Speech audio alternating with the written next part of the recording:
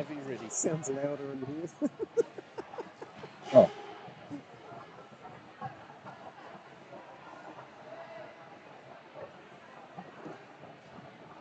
You can, it's your volume control. That one. Yep.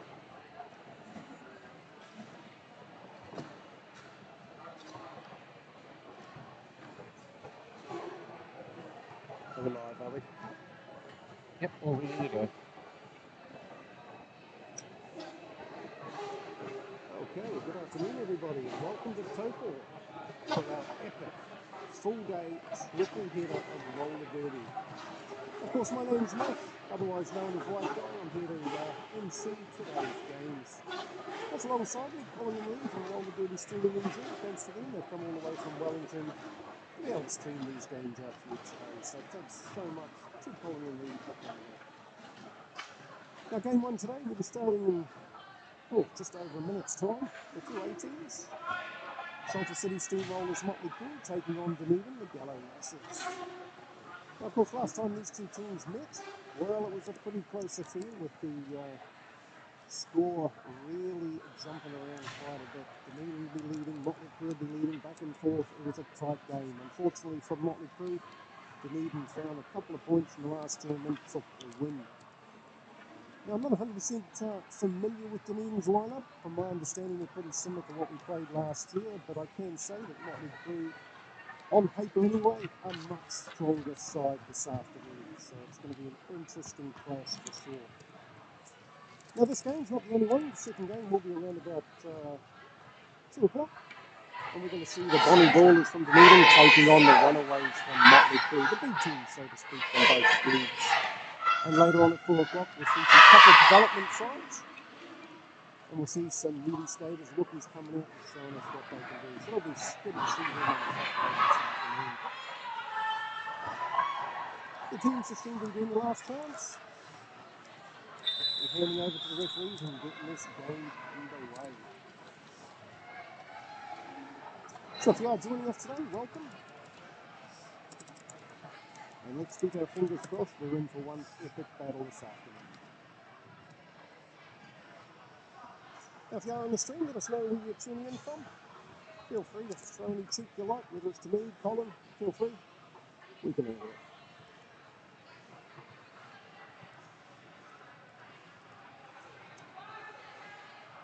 How's that coming up now, is it? Yep.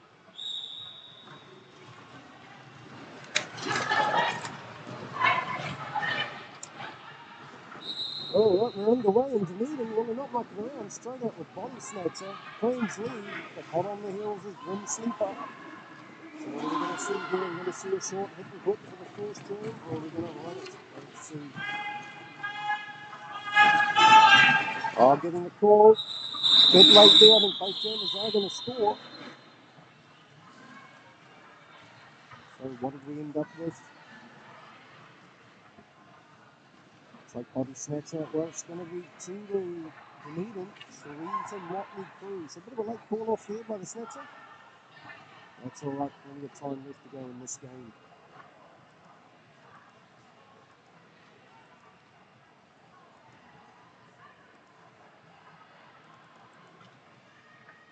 I can't quite see who's coming out here. Got a couple of refs in the way.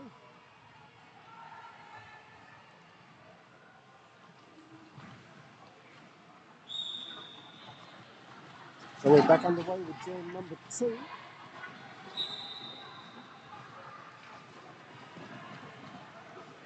Looks like Motley Crue are going to take the first one in this jam. Nuclear 91 out for Motley Crue. Dunedin jammer still stuck in the back there. Being held nicely. Tucker Wobbly on the inside line with Smith 126. Doing a great job holding this jammer back. But Nuclear, well, she's found all sorts of problems with the Dunedin pack as well. Oh, and the Dunedin jammers are way laughing now.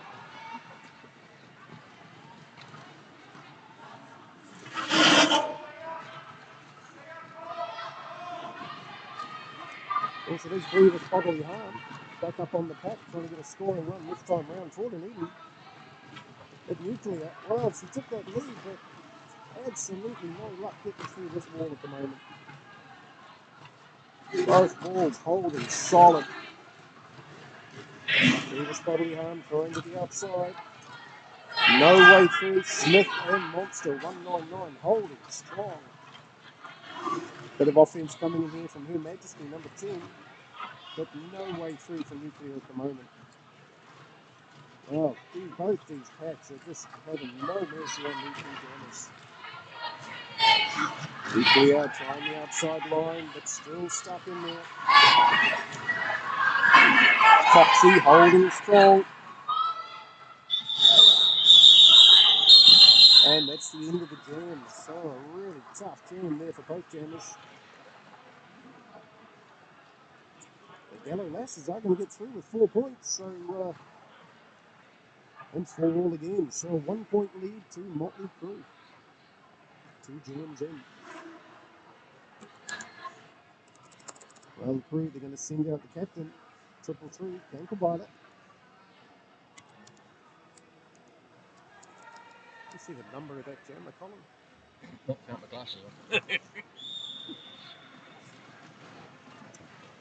And we're underway in jam number 3. Ankle biter trying down that inside line, but no way through. Tries the outside. But no, nothing there.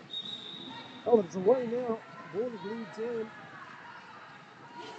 This is exactly what Motley Crue want early in the game. They need those lead jams, knock up some points against this Dunedin side.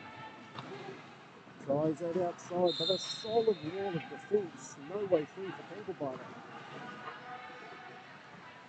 Oh, disaster for Dunedin. Looks like their jammer is in the box. It's going to be a power jam. Tanglebiter, 1 to beat. Darts around the outside. They're scoring run that time round. Alright, we can see both packs settle as they wait for Tinkle to come through. Ankle biter, pushing and shoving, decides to call it nice and the jammer in the box. The jammer is standing, so obviously that means they've got 10 seconds or less left to serve on that penalty. But it will give them Motley Crue's next jammer just that chance to get away.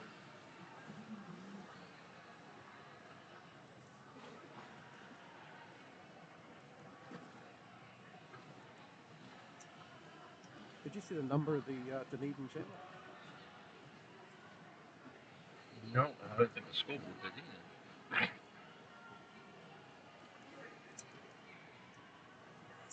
So we're going to get ready for the next jam here. A little bit of a timeout at this point. So what are we going to do? Who are we going to see out in the next jam?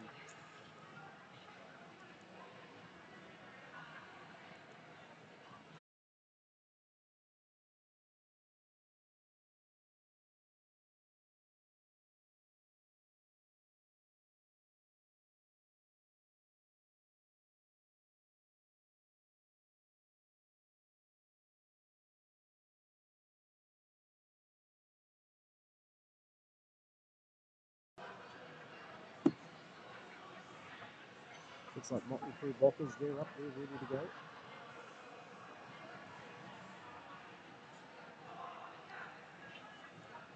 Looks like the penalty time is in the penalty box on that side. Bit of a boogie going on there with the jam.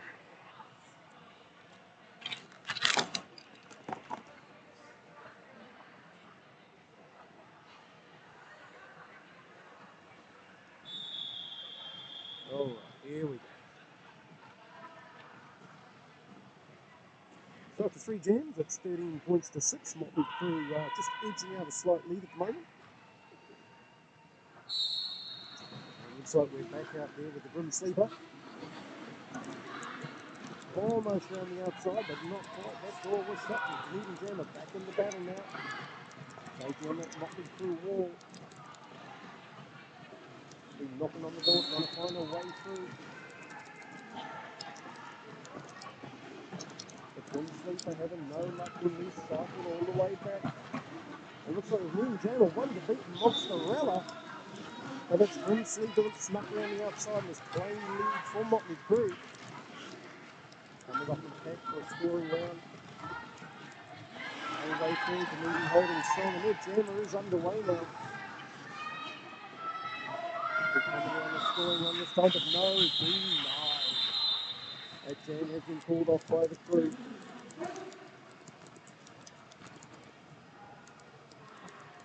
So Stretch there, not able to score for Dunedin. Just being denied the last minute. It's a good call off there by the crew. There's 17 points to 6.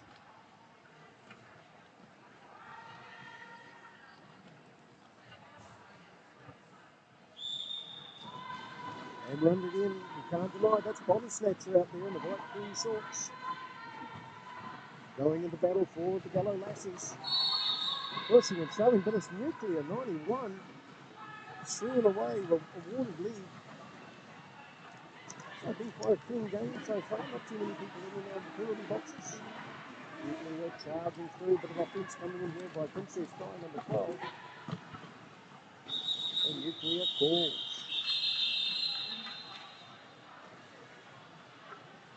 So Motley Crew putting up a bit of a lead in the opening couple of jams. But then going to have to look at this. I don't want Motley Crew getting too far away on the points board.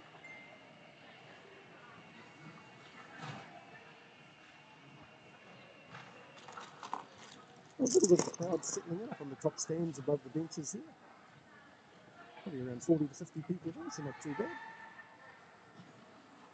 And of course you lovely people on the stream joining us today.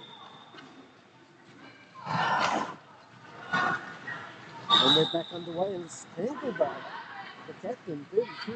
I should say triple three. Away and laughing, but no, here comes the Dunedin jammer. Grievous, Bubbly, Harm, and Hot Pursuit. Oh, and again, that simple hit and quit tactic. Just denying Dunedin of any points there.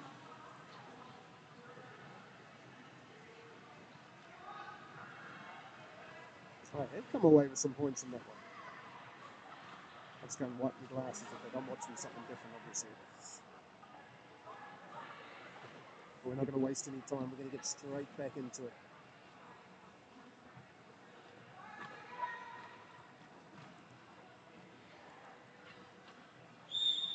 And we're underway again. Looks like it's Grim Sleeper and Motley Crew. Trying to power straight through that wall. Not successful doing that.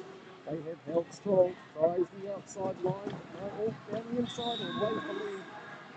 Nice work there by the Sleeper.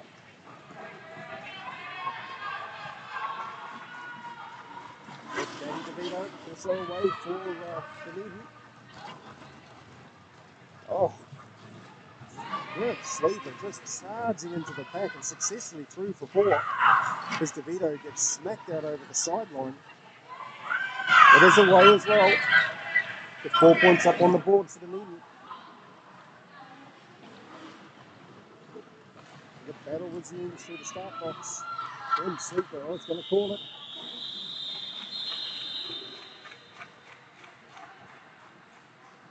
So, an interesting battle we're seeing here. Motley Crew with the hit and quits, keeping it nice and short. And it's certainly working for them. 30 points to 10. And we're already 10 minutes into the game, so this game is just flying by at this point. So line up, so both packs are coming right back to the start line. Up and allow those jammers any room.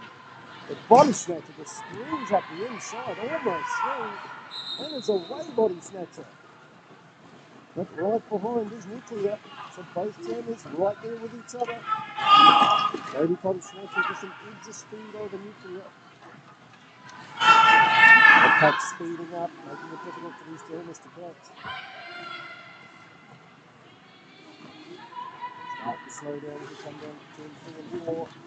What are we going to see here? Oh, Body Snatcher tries to sideways dart through the pack.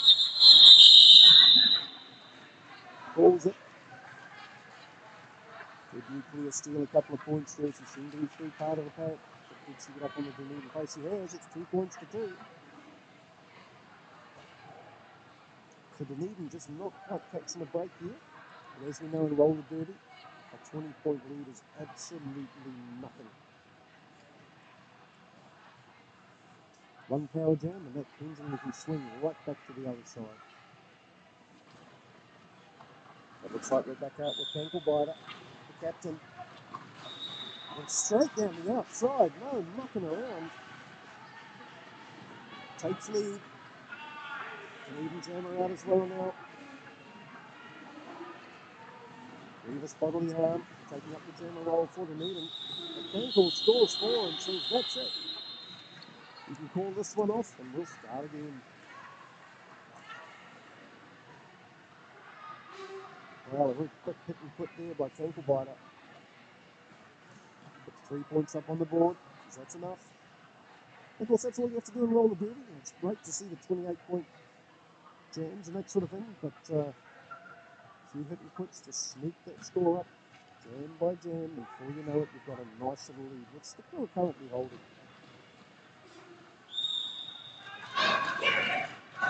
Now, of course, if you are watching roller derby for the first time today, you might be wondering what's actually going on here. How are we scoring points? Well, you'll see the jammer out there by 30, the ones with the star on their helmet. Now they battle through the pack, as you can see they're currently doing, and they're getting through on their initial pass. Now the first jammer out usually gets awarded lead jam, and they have the power to call off the jam when they desire. But how do we score? Well, they skate around the track, and next time they pass through the pack, they'll score 1 point for every opposition blocker they pass. So a clean pass in theory, 4 points up on the board. So we're going nowhere in turn 1 here. Both jammers trying to power straight through these packs, but again, both of them up to the task of holding these jammers back. 2 very strong packs. Smith holding strong as a pivot position there. It's not actually a pivot, it's actually a base position. Monster looks like she's got the pivot helmet on. 199. Now this game is just absolutely stalled in turn 1. We are going nowhere. Well, are we through this time? No, it looks like Lynn Seaver's going to be sent to the penalty box. So power jam to Dunedin.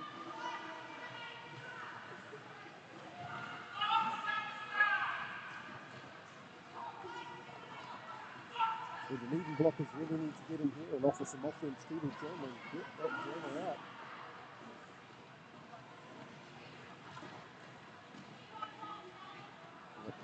Blocker in the bin for Dunedin. So again, just this game is going nowhere in this game.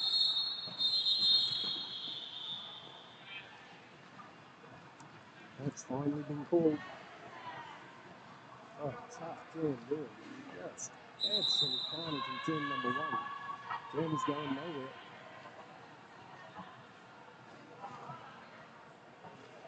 So we're going to take a bit of a timeout here. Dunedin players might have taken a bit of a knock there, so a bit of a timeout, take a breath, rediscuss tactics. It looks like Dunedin are ready to go with Body Snatcher. Of course, if you're unfamiliar with Body Snatcher, an incredibly talented jammer. Absolute energizer bunny, never gives up. Incredibly fast feet, and to keep up with her, you've got to have your wits about you.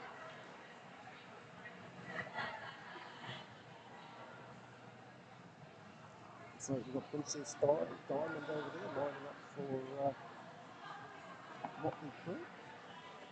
Oh, here comes Marlo, they're in trouble. Hit in his side, let's see what she's got to say. The gems are auto starting apparently. Is that a feature or something? Yes, that's a tick box basically. I'll go kick it, I should say. Oh, right, I won't repeat what Marlo just said. Very charming young lady. So guys, give us the listen to us. Let us know where you're from. Obviously we are having a few little internet problems, so that might not be coming through, but if you are watching, I hope you're enjoying the game, and have your snacks, your drinks to hydrate, and join us for an epic game of roller derby.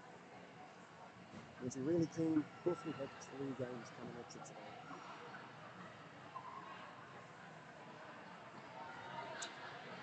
Of course, as I mentioned earlier, This has been streamed thanks to Roller Derby Streaming NZ. So if you've got a few extra dollars here and there, please feel free to donate to them. They do everything free of charge, so any little bit of donation they can get certainly helps them bring roller derby to New Zealand and the world.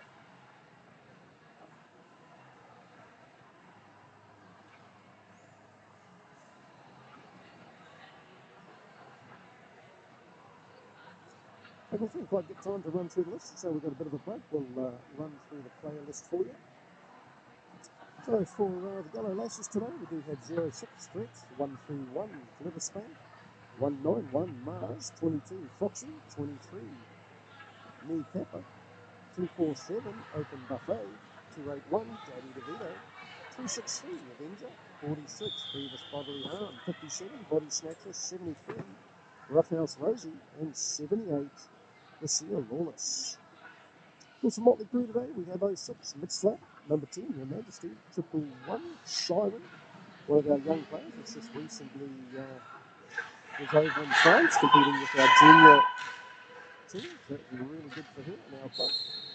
Number 12, Princess Style, 126, Smith, 14, Grim Sleeper, 187, High Needle, 199, Monsterella, 229, Diamond, 53, Banker by the Captain, 51, Chuckle Wobbly, and 91, Nuclear.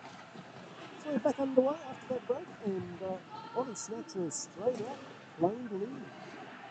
So I'm sure she'll want to make the most of this and get some points up on the board for the meeting.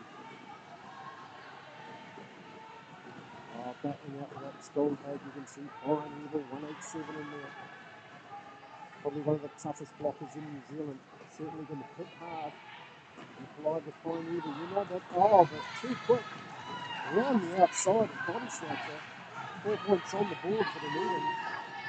So this is exactly what Dunedin wanted, try and clear some of this lead back. Body Power through again. Determination in this one to get these points back. Well, Grimm's finally through, 1-4. They're chasing down Body Snatcher. What are we going to see here? Snatched her into the back of the pack, goes down. But they're a tough character. Now we straight back up onto the skates, handshakes all round, good sportsmanship there. A nice jam by Body Snatcher, getting 9 points with Crew only getting 2. So 37-21.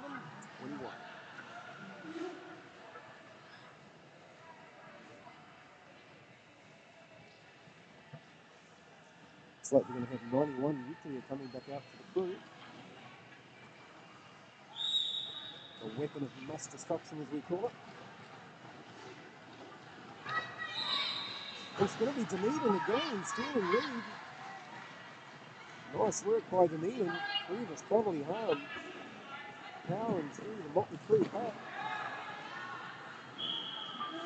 Down goes Nuclear. Well, that's not a nice way to treat Nuclear. Down again. They're having an absolute ball in turn number 2 here.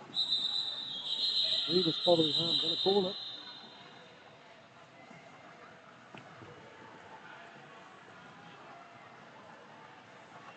So again, Dunedin, good little jam for them there, clawing back another 2 points. And that gap starts to close up. So how are the Crew going to answer that? Well, it's simple. They're going to send out the captain, Taupo.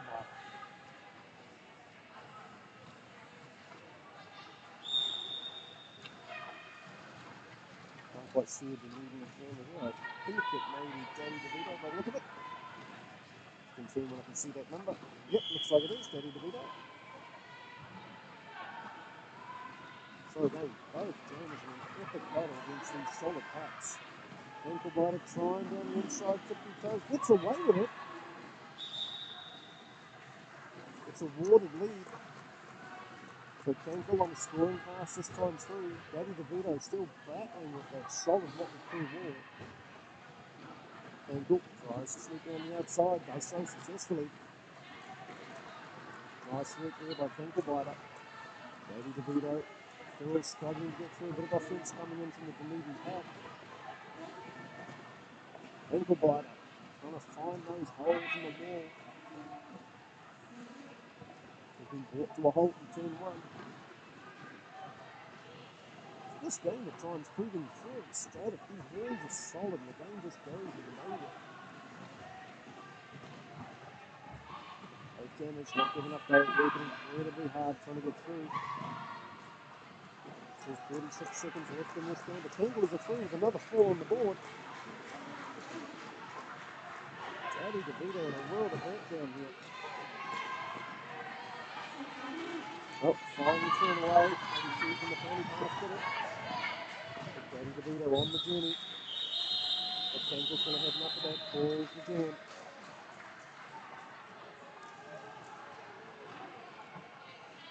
So 10 points to 0 in that one.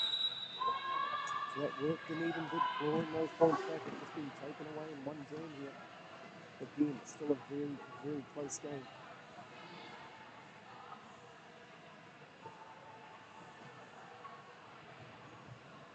So 18 minutes in, just over 12 minutes left to play in the first half.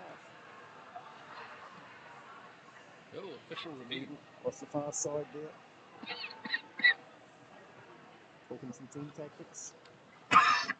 Official review. Someone didn't like something in that jam, but unfortunately we're too far away. Quite see what's going on. Would try my world famous lip reading, but that always gets me in trouble. So we'll avoid that today.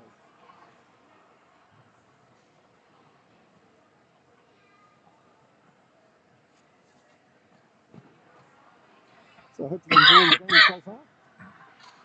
The game been a pretty clean game in my opinion. Not too many people in and out of the boxes. We've had 2 or 3 power jams so far.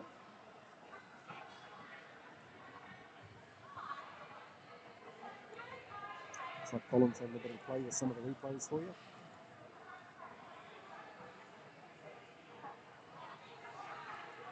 So can we get this review over and done with, and we'll get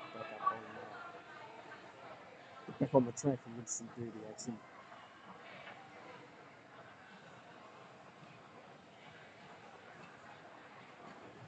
Of course, got an opportunity for you to grab some snacks if you haven't got any.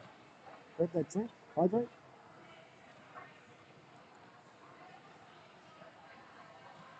Yes, if you are nearby the hall, you're watching from home, you are in Taupo, come down. Come and join in this great day of roller derby here in this beautiful town in the middle of the North Island, New Zealand.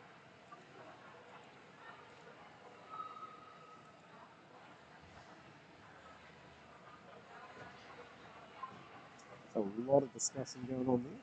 See the captains and the alt still talking, the referees are in their huddle.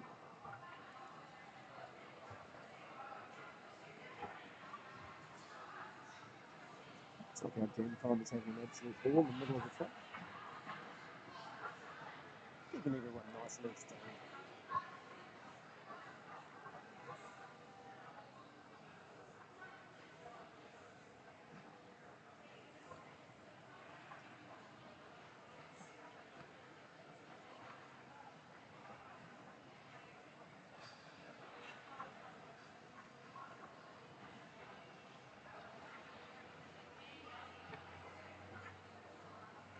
Okay, well, we're under a break. We did sort of explain to you how we score points here in roller derby. We mentioned the jammers with the star helmet on it. Of course, you might see another player out there. They've got a stripe across the top of their helmet. Now, that player is called the pivot. Now, what's special about the pivot? Well, during a jam, if a jammer gets a bit tired, maybe they're struggling to get through the pack, they can take their star panty off and they can pass it to the player with the pivot panty on. They will then take over as jammer for the team, and the jammer that started the jam will go into the blocking position. So you will see now and again, the jammer will take that cap off, maybe to tease the opposition blockers if they're going to do a pass. Sometimes they can just divert the attention of the blockers for a split second while they look for where the pivot is. Meanwhile, the jammer's now taken off up the inside, outside, wherever. Well, a nice little tactic players can use, quite a sneaky one.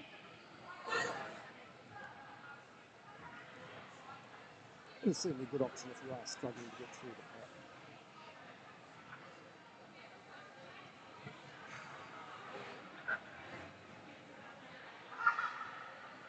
Also, may have heard me call they're doing a hit and quit. Now, if you're not sure what a hit and quit is, well, it's pretty simple.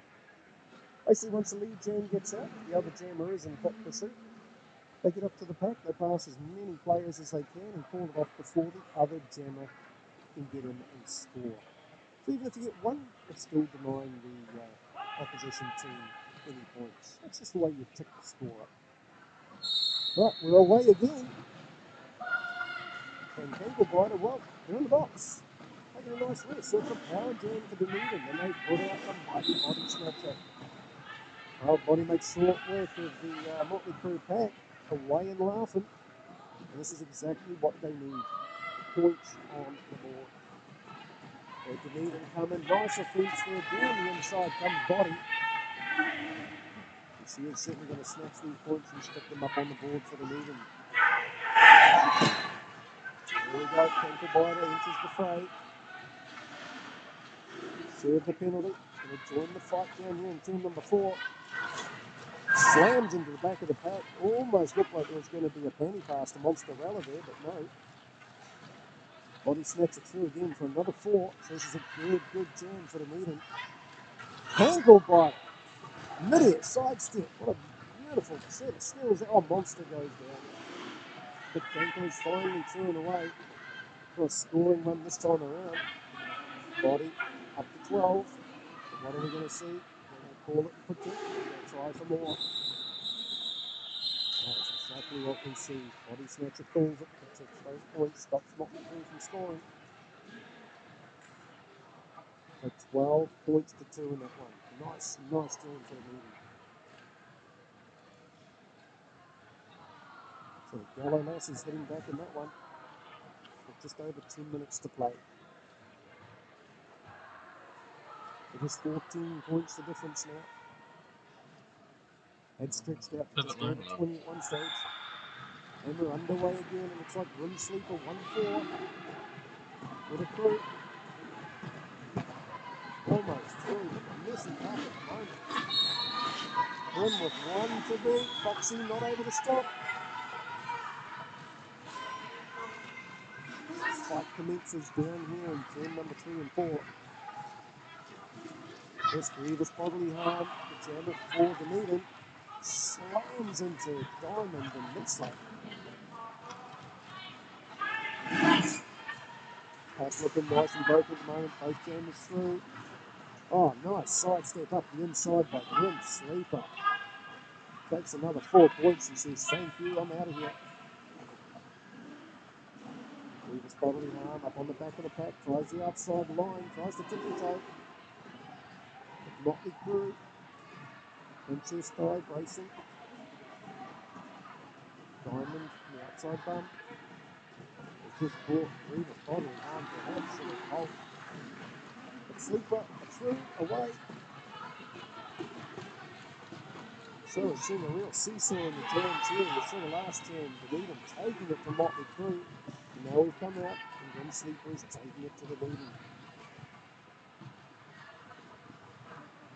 Oh, just a pile of bodies entering turn 3. No one's going anywhere. Rim Sleeper tries the outside, solid hit there. Oh, Primeval. Well, no mercy.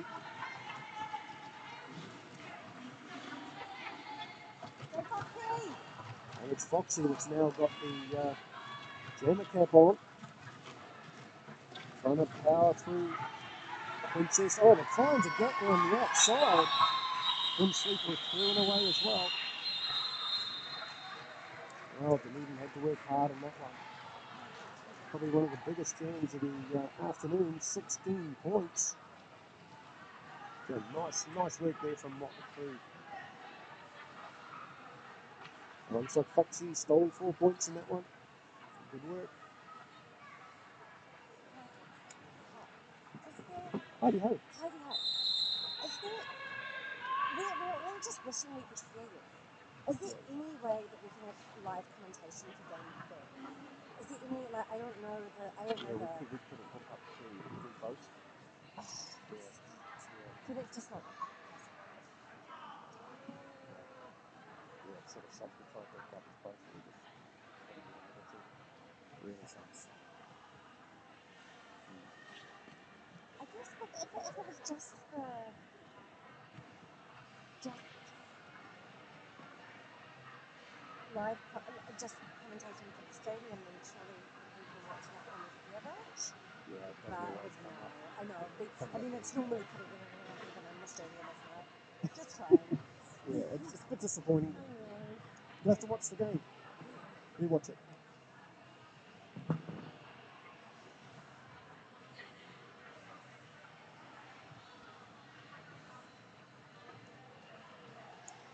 Mike sounds kind of muffled. You're muted. We're You're just muted. saying it Oh, they say? sounds kind of muffled.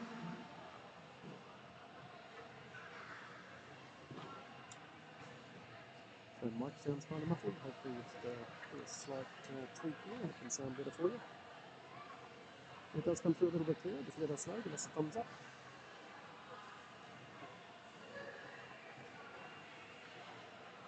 Yeah, just under a bit of a break here.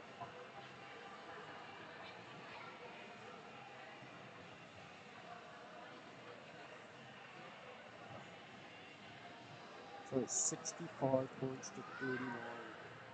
Wanted to close down to within 14, but Motley Crew really taking it to the yellow lasses in that one.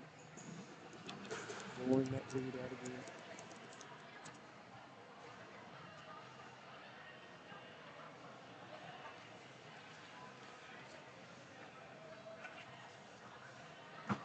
Hopefully that microphone's a bit better for you guys.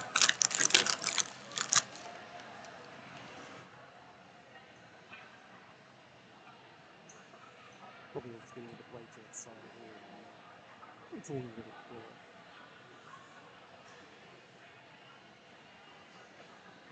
So we've only got just under 8 minutes left to play in the first half.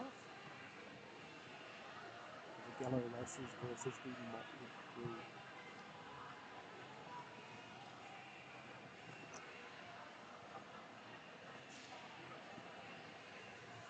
Now, sadly, this is very reminiscent of the game last year, down in Dunedin, and these two teams took each other on. It was very similar to this. Motley Crew just holding a slight lead for a lot of the game, and then Yellow Lasses came back late in the second half. So hopefully we're not going to see a repeat today. I'm sure Motley Crew supporters will want to see Motley Crew pull this one off, and of course the Dunedin supporters will certainly be rooting for their team to come through and take the win this afternoon.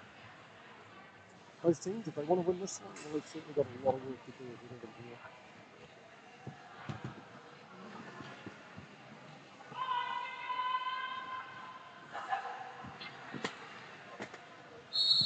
And we're back underway. Looks like weekly of 91 for Motley Crew. They're getting together. I can't quite see across the other side from where I am. Again, these odds just proving so strong. It's almost just no way through at the moment. They're going to have to find this little trick in their bag. That one little side step, that one little tease of a penny pass maybe, just something, anything to get them through. A bit of offense from Motley. Oh, and there it is. A bit of offense coming in from Mozzarella, which did the trick. And Nuclear is away, lead for Motley. Mozzarella. 199. Smith 126. Tucker Wobbly 51. Holding strong. In saying that, look at this Dunedin back row. They're showing.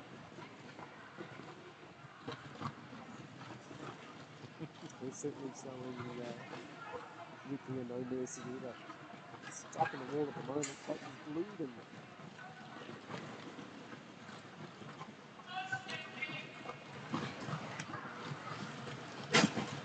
Still saying it's slightly muffled.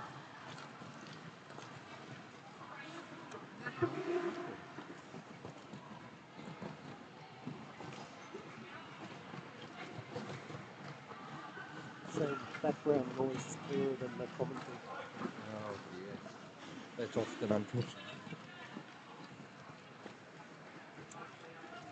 But it does show we've just got Colin trying to sort out what's going on with the volume here. So hopefully it'll come right in this short time. Meanwhile, back to the action. The Nuclear, well, no way through. There's not too much to worry about at the moment because the Dunedin Generals having no ever luck either. These Cats are proving solid this afternoon.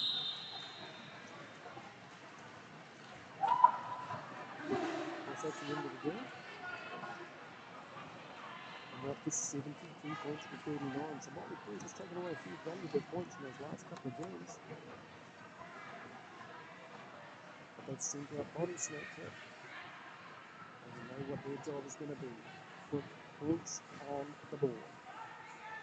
Up against 333, Captain, ankle biter. And we're underway. Body Snatcher trying the inside line. Tries to twinkle toe down the inside. Not successful. Look at that break she puts in. This skater is absolutely incredible. Never gives up. Those feet are always working. Awesome, shoving, trying to get through. Ankle biter is going the outside, but it's Snatcher. They are away. So Lee Jan for 57, Body Snatcher. Face of determination, of points, hungry for those points.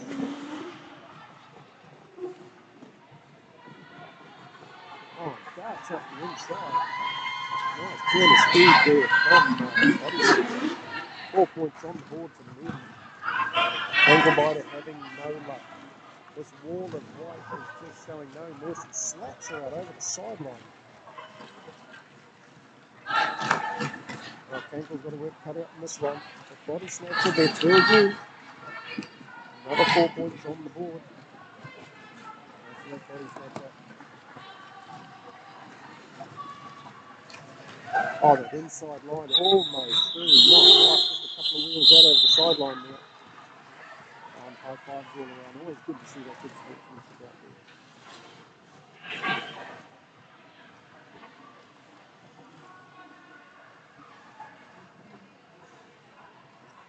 So Colin is just twiddling with the mics, the volumes I should say, guys. So if it does come in clear all of a sudden, something does change, just give us a thumbs up, let us know.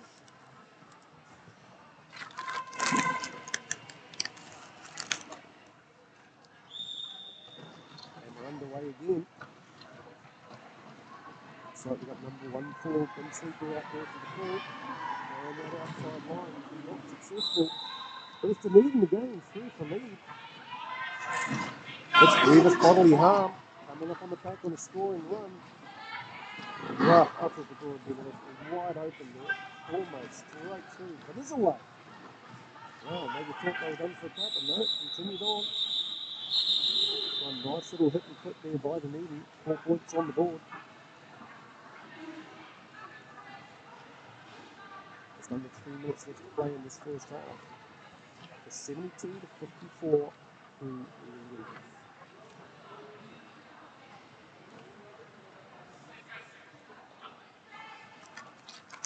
Periodically louder.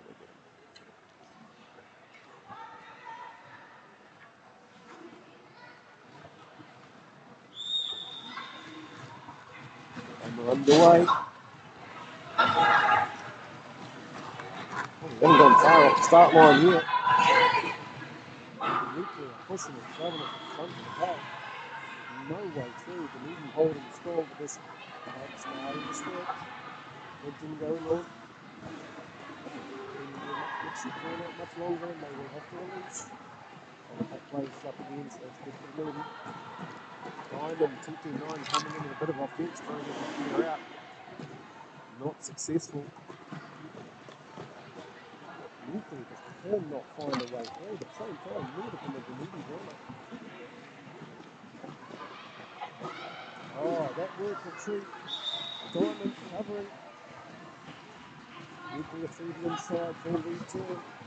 Here comes the Dunedin jammer. Good stretch. There are 6. Just trying to power through at the moment. It's going absolutely nowhere. Nuclear down the back here. And a right royal scrap with the Dunedin blockers. 187 evil in there trying to cause some mayhem. Get Nuclear through. Powerful play is Evil. But no luck at all. They have recycled. Just over 20 seconds left to play in this jam. Then both jams are under a halt in turn 2. nuclear, frustrated look on the face. That's it. Nuclear's going to call it. Maybe a timing thing there to try and get another term in before that half-time whistle goes. So 76 to 53.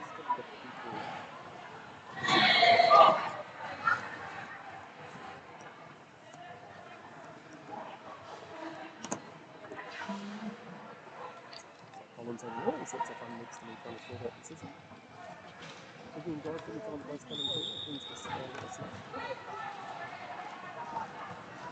We've got a lot of gear to get through today, so it's good guys to get it forward for us and can do some listen to it.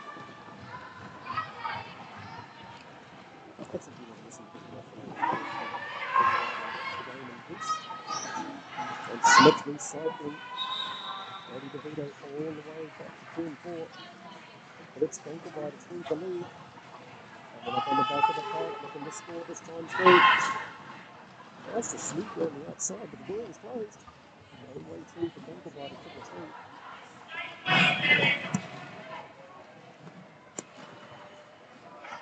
Looks like clever spank, holding back Banker by it.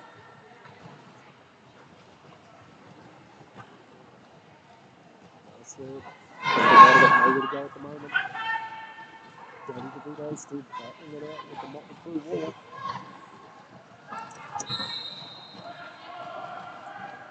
His time is down, so this will probably be the last jam and a half. Oh, Monsterella recycling Daddy DeVito. This game seems to be going backwards. But Daddy DeVito trying to sidestep Munster. Almost worked, not quite. Goes back to Daddy DeVito, shooting away. Oh, penny pass here. Oh, nice work there by the leader.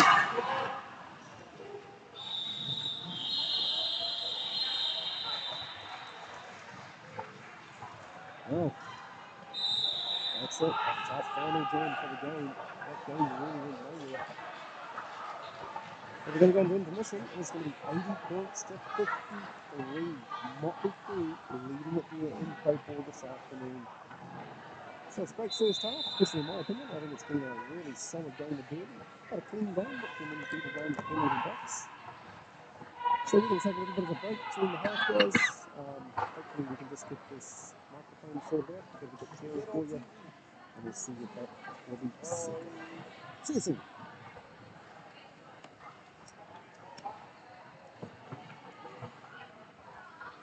Yeah, it's very, very weird. I'm not sure why that's doing that. Where is it? There it is.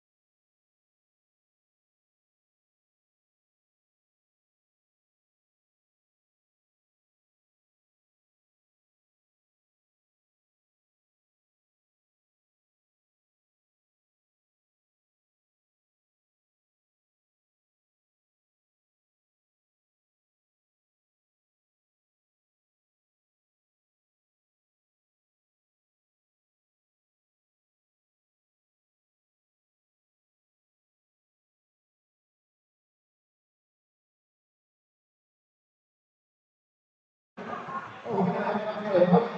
No. Okay, perfect, wonderful.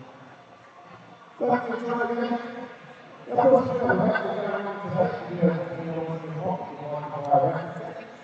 Well, let's see the lovely ladies at the main entrance there. Now, the raffle is a 50-50 raffle. Testing one. And I can tell you, we sell on tickets, it will be for $4,000. Now, your reward will be 50% of that total. So you could walk out of here today $2,000 richer. So if you think the odds are in your favour, please see the ladies at the main entrance, grab yourself a ticket, and that raffle will be drawn later this afternoon. Testing, testing.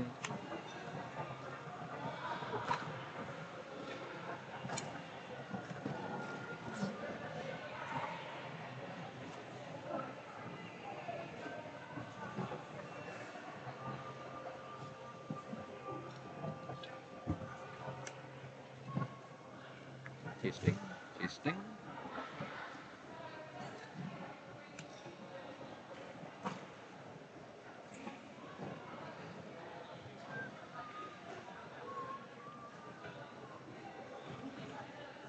You look perplexed, Weird's going on here. The audio is going through, it's just really quiet for some reason. And it hits the screen. It's fine if you listen to it directly.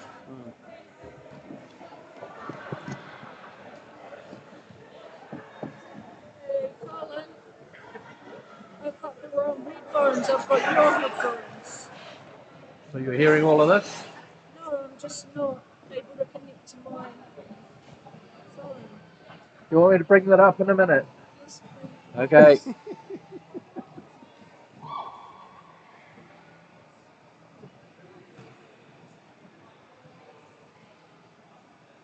Fine.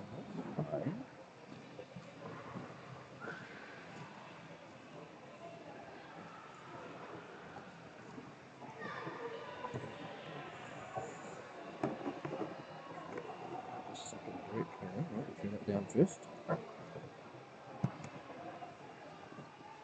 You blew my eardrums off there at one point. Like, hello.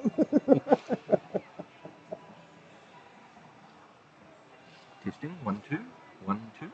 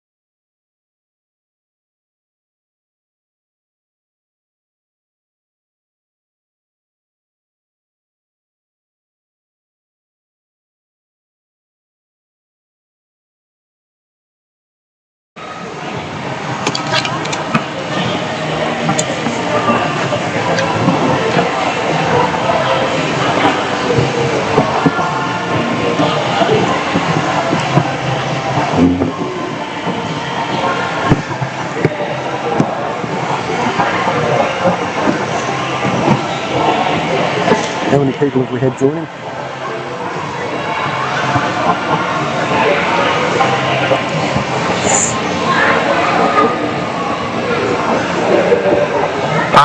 Hold on.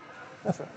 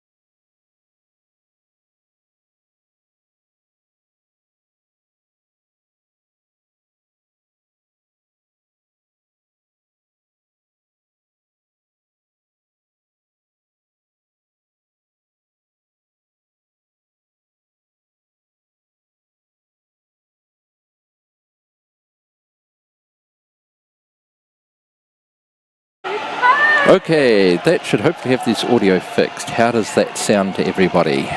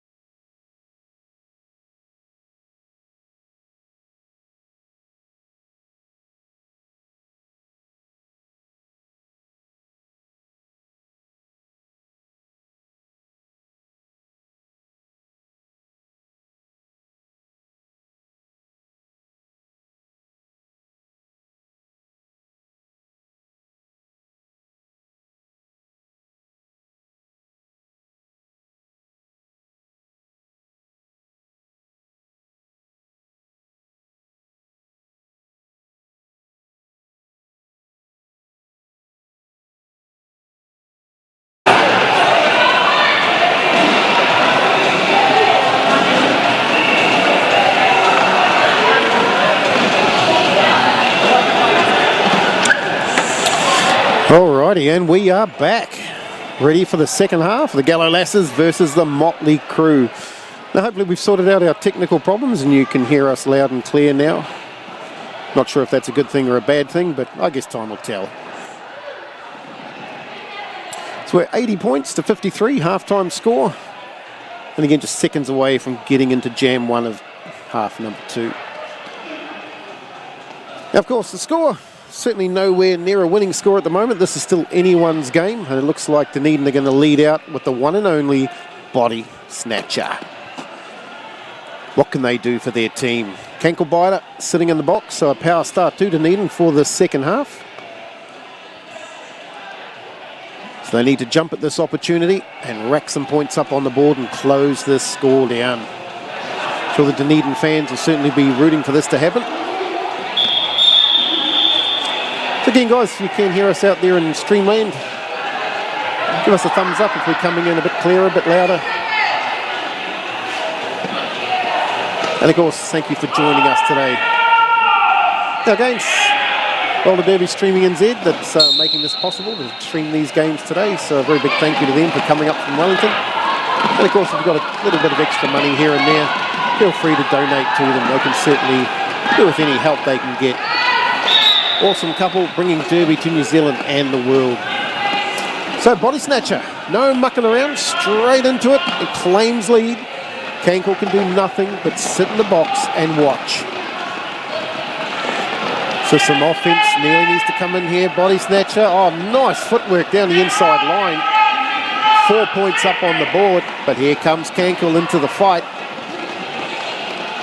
Well, a bit of hesitation. Maybe they thought they'd got Kankel out, but no, Kankel's round the outside, so on a scoring run this time round. Body Snatcher, well, scores the next 4 and calls it before Kankel can get around.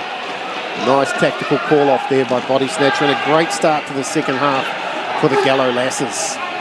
Of course, all the way up from Dunedin, the city lower down in the South Island, so a long way for them to come up to play us here in Taupo. Of course, last year, Motley Crue went down to them. You might have heard me say earlier in the second half, or maybe you didn't due to the microphone. It was a very, very close game down there. Motley Crue led most of the game, with Dunedin coming back in the last moments and stealing the victory. So what's going to happen here today? Are we going to see a similar thing? Is Dunedin going to come back in the second half and steal the victory? Or are Motley Crue going to have the fortitude to hold out today and take the win? But to answer that question for us, it looks like we've got the jammers lining up, ready to go. Bit of a timeout early in the game. Only one jam into the second half.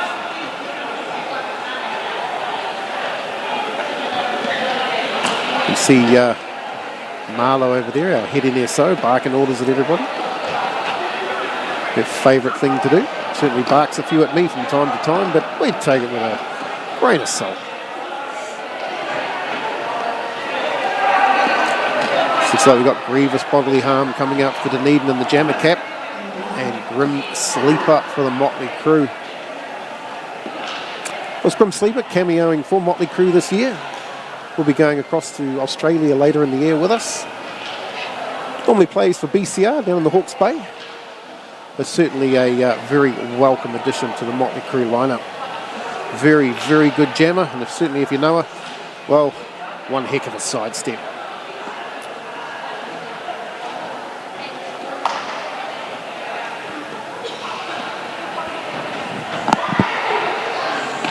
Well, it looks like it sounds good, so that's really good. Good to know you can hear us loud and clear.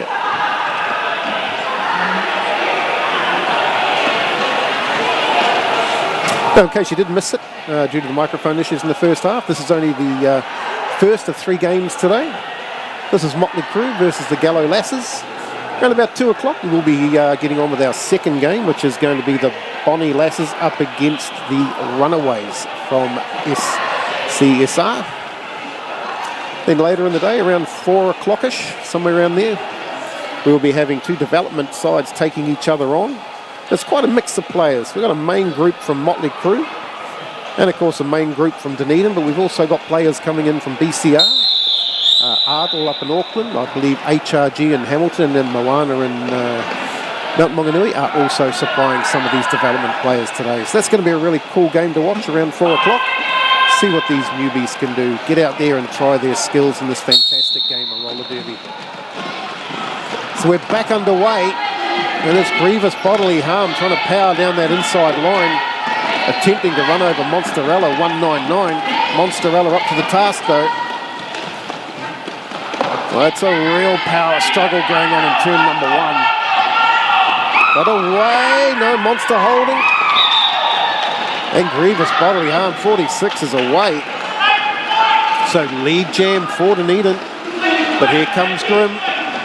Not going to let Grievous get away. Trying that outside. Well, we might have got just a couple of points there. Calling it off before Grim can come round and score for the crew. What are we going to get? So the referees have put 2 fingers up. 2 small points there on that one for Dunedin. 59 Dunedin, 80 Motley Crew. The crew still scoreless in 2 jams. You have to do something about that.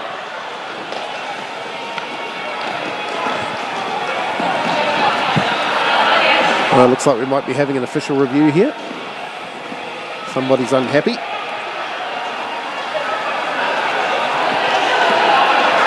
So now that you can hear us, guys, and everything seems to be going well, let us know where you're tuning in from today. How are you watching the game? You laxed out on the couch, drinks, nibbles, nice blanket keeping warm? It's certainly great to know where you're tuning in from today.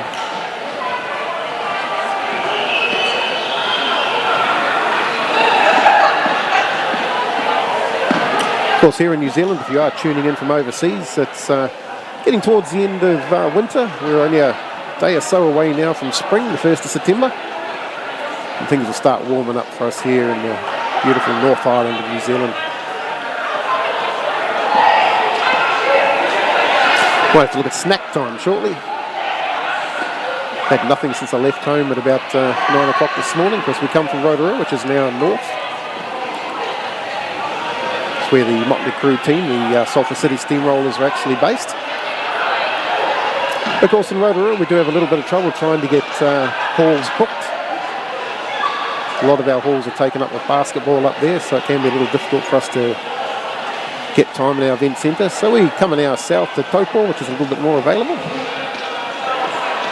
It's certainly a great facility here in Taupo. Great changing rooms, great floor. Just a beautiful indoor stadium, full stop.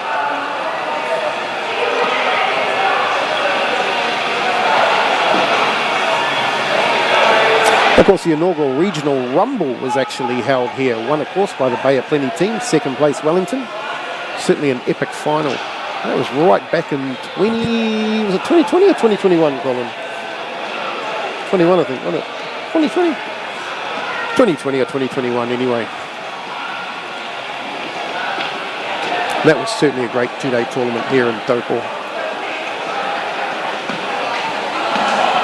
Looks like a big discussion going on here. Looks like Nuclear 91 for Motley Crew. Oh, they're ready to go. Had enough of this waiting around. It looks like the Dunedin jam is in the bin, so it's going to be a power jam start for Motley Crew.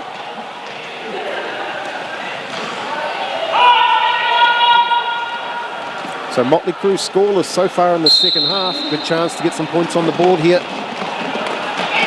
The offensive work comes in, but Dunedin holding strong. We're up to that game.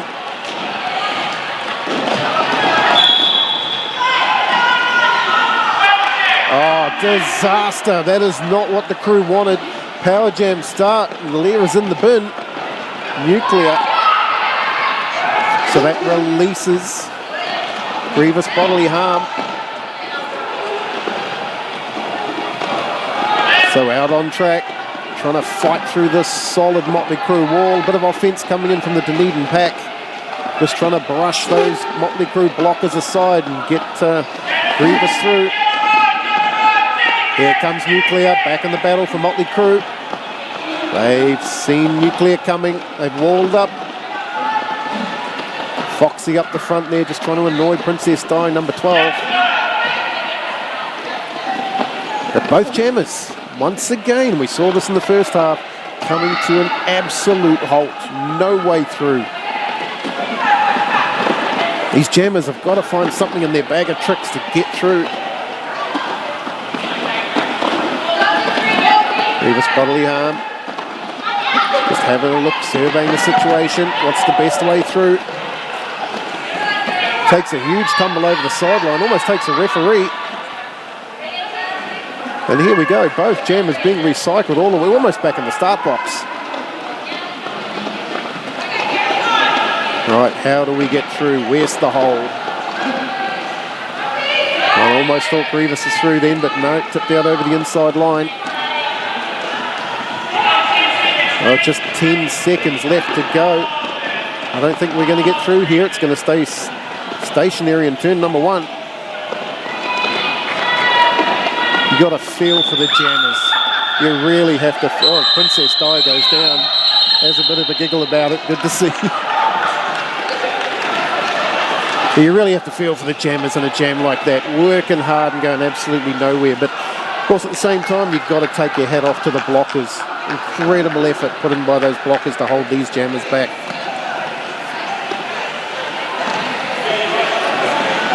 Well, Dunedin sending out the snatcher. Lining up alongside 333 Kankelbiter. 5, there we go, we're underway again. Well, both body snatcher and Kankel tried the outside line. Snatcher pumping those legs, getting through. Well, that was a powerful, powerful jamming from body snatcher. Gets rewarded lead, but Kankelbiter, well, misbehaved off to the penalty box. So this is all down to body snatcher. Power jam, she's out there all by herself.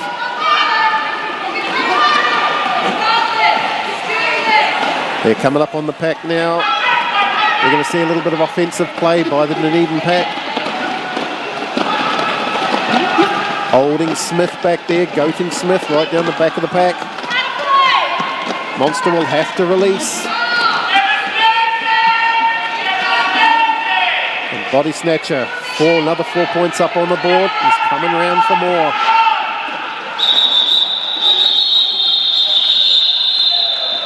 Well, great work there by body snatcher. Some nice points on the board there for the Gallo Lasses, up to 68. So just 12 points behind now. So that score is closing. So this is 4 jams in, and if you've taken notice of the score, Motley Crew scoreless in the second half. And we're back underway. Well, it looks like we got 14 Grip and Sleeper trying the apex jump, gets away with it. Takes lead jam. Back in the pack is a Dunedin jammer trying to struggle through, getting past Diamond. Grim Sleeper tries it inside line, no luck, gets slapped out over the inside line. Oh, but 6, oh, down they go. Nice hip check there. Dunedin player might have come off second best in that one. But Grim has put 4 on the board and is coming round for more. So again, that seesaw battle continues. One jam we see Dunedin taking it to the Crew.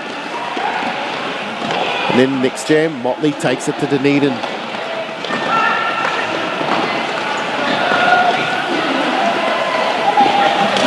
So they're the furthest part of the track away from us at the moment.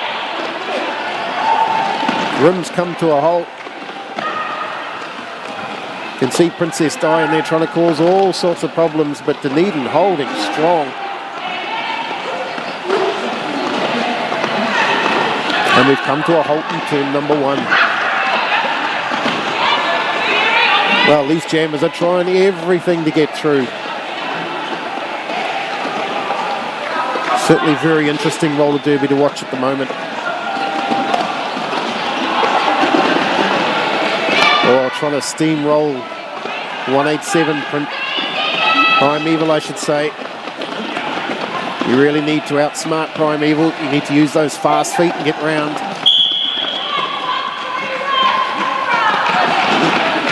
Grim Sleeper 14 having no luck whatsoever. But it's stretched, it's out. But the Jam is going to end there. After all that hard work, Stretch finally gets out for Dunedin, but that's the end of the Jam.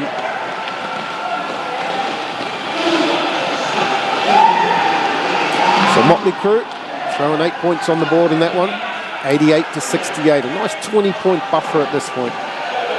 But again, if you're familiar with roller derby, you know that lead can be changed in the heartbeat. Looks like we got Daddy DeVito out for the Gallo Lasses, and we got the mighty Nuclear 91 out for Motley Crew. It looks like Nuclear's going to come through with a bit of offense from Monster 199. So gets a watered lead, slams into the back of that Dunedin pack. Daddy DeVito trying the same tactic. Certainly not successful for either jammer at this point. Daddy DeVito trying to use the offense to their advantage, and that's worked. Up the inside line, Daddy DeVito is out. But of course not lead jam, it is Nuclear. And Nuclear decides to call it. So being held scoreless in the first 4 jams of the second half, they've certainly turned the tables in the next 2. Jam 5 and 6. Putting on 12 points in the last 2 jams is Motley Crew. So 92-68.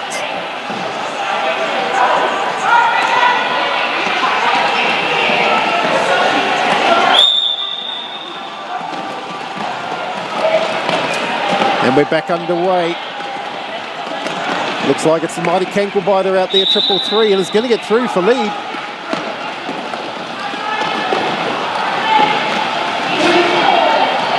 The pack battling it out. Right down towards the pivot line in the start box. Cankle through again, twisting, turning, sidestepping, but no, gets tipped out over the inside line and is going to get recycled all the way back. Remember, Cankle on a scoring pass in this jam. The Dunedin jammer still on the initial. Well, there's certainly some aggression being shown out there at the moment by these packs, trying to get their jammers through. Brilliant defence by both sides. And we're just going to have a little bit of a lie down for a moment, take a bit of a break. So the recycling continues, and this jam again seems to be going backwards around the track, not forwards. Cankle decides to call it, gets the call from the bench from Bubble Boy.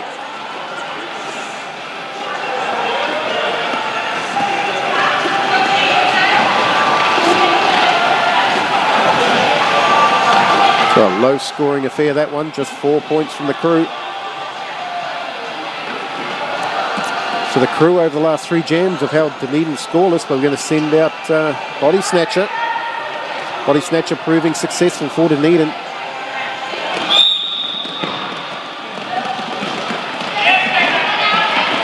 Trying to make short work of this, and they've done it. They have done it. Short work of that Motley Crew pack, finds a line up the inside, and there's a way with lead. It looks like we've had a... well, it looks like it's going to be a star pass, but it looks like it has not been allowed. Or am I hearing things? Probably me hearing things in my old age. Because Monsterella 199, it is now the jammer for Motley Crew. Of course, Monster playing the pivot position today for Motley Crew. But if you're familiar with roller derby in the Bay of Plenty, you'd know she is an extremely good jammer. Very strong, very powerful jammer.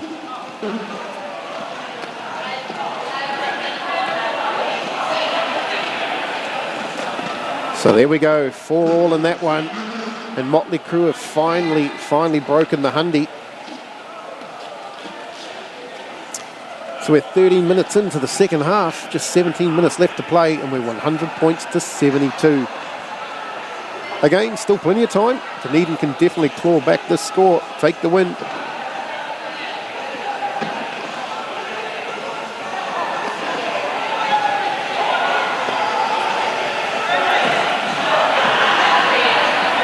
So certainly a battle on our hands in front of us here this afternoon. So hopefully you're sitting back enjoying the game. Hopefully I'm not driving you too nuts with my commentary. There's always the mute button, of course. Yes, I'll probably mute myself sometimes.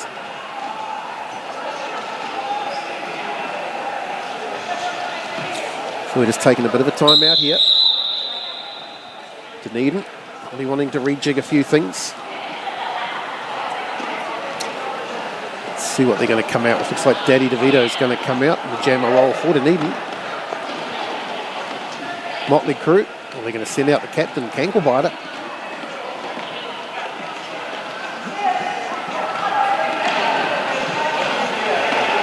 So we're getting set.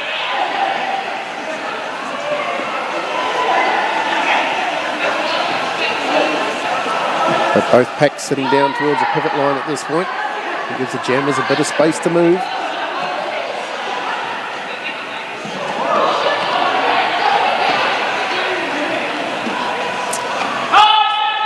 5-second call coming out. And we're underway again. Daddy DeVito trying that inside line. Kanklebiter lost in the pack there somewhere. Oh, there's Kankle trying the outside line. One to beat, but held nicely. Down goes. So within a hair's whisker of getting out of the pack and getting lead, but no, absolutely denied. But tries that outside line again and screams around the outside. That's lead jam, Kanklebiter. Daddy DeVito still fighting down the back there with Princess Di, number 12. Trying to find a way past this strong Motley Crew wall. It looks like Kankle's been reeled in as well. They put out the bait and they've hooked up. And stuck is Kanklebiter at the moment. Just taking on two of the Dunedin blockers. A bit of bridging going on. This pack starting to stretch out.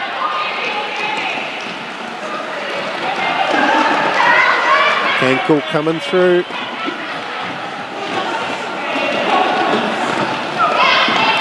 Kankle certainly trying to favour that outside line here this afternoon. Worked successfully a few times, but this Dunedin wall is up to it.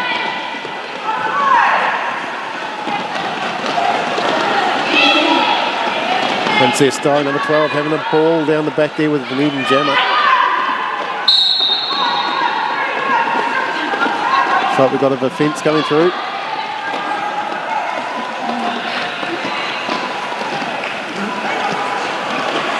Looks like Glittersbank being sent to the penalty box. Danny DeVito finally through, but again, jammer nightmare. You finally get through the pack, only to hear that whistle blow. Jam done.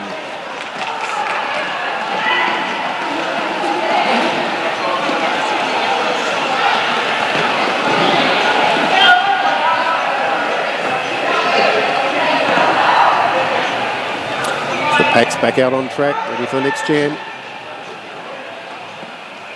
Looks like we're going to see number 1-4, Grim Sleeper out for the Crew. Looks like we've got grievous bodily harm out for Dunedin, 46. There's Grim Sleeper wasting no time at all, straight out, claims lead for the Crew. The grievous bodily harm out as well. So the race is on between these two jammers. Looks like the call was going to come from the bench. Grim has seen it, called the jam. So a nice little hit and quit. 4 points on the board for the Crew. So 109 to 72. The Crew just putting a bit of halt to the Dunedin scoring at this point. Are we going to see a change here? They've sent out the snatcher again.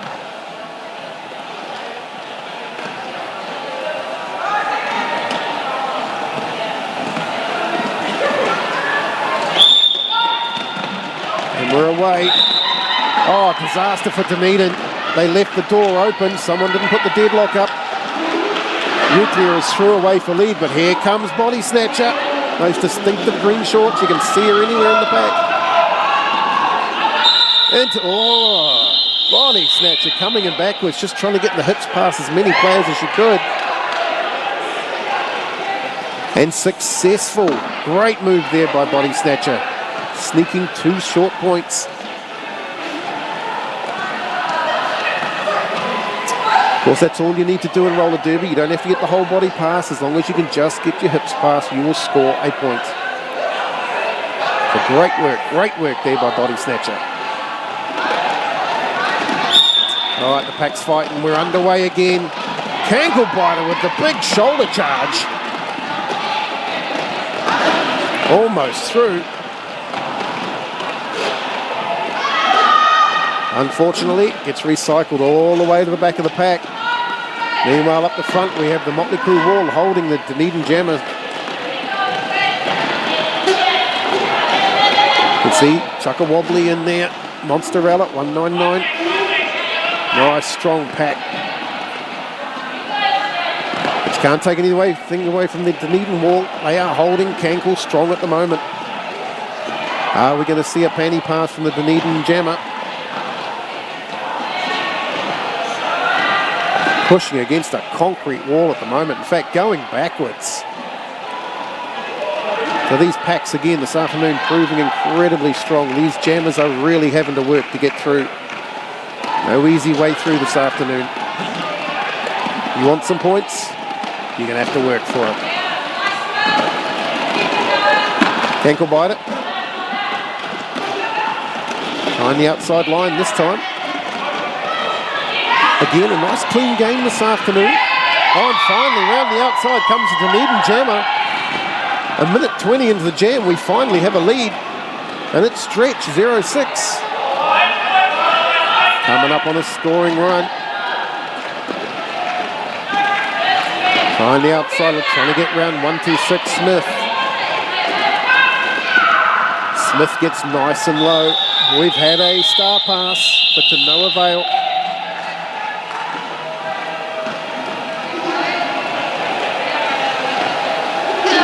So just 2 points to nil in that jam. Well, the clock is ticking away. Just over 11 minutes left to play. And Dunedin, well, they're going to send out Body Snatcher again. Up against 14 from Sleeper. Both jammers proving quite successful here this afternoon, putting some nice points up on the board for their respective teams. You've got to be impressed. Just look at Body Snatcher. Their work is just unreal. The legs just keep pumping until they go. Both jammers out. Who's been awarded? It looks like Body from where I'm standing. And Body Snatcher's going to call it. Not going to risk giving any points away to Motley.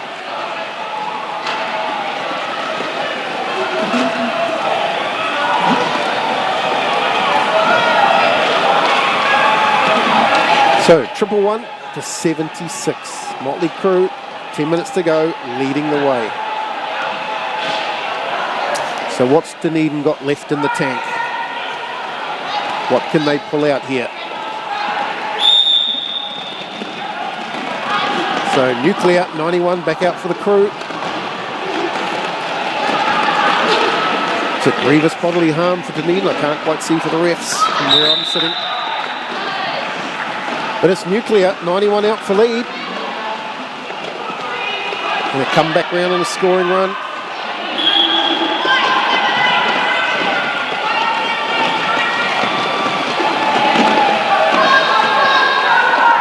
And again, we've stalled.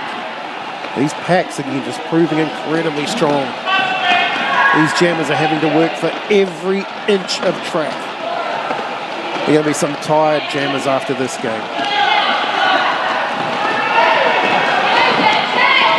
Okay, we've got referees going down as well. It's not just the skaters.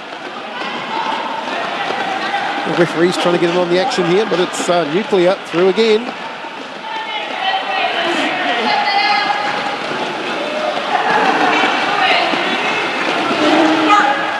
Here comes Nuclear, trying that inside line. It looks like we might have had a star pass here. And we have. So Foxy taking up the jammer role for Dunedin, 22.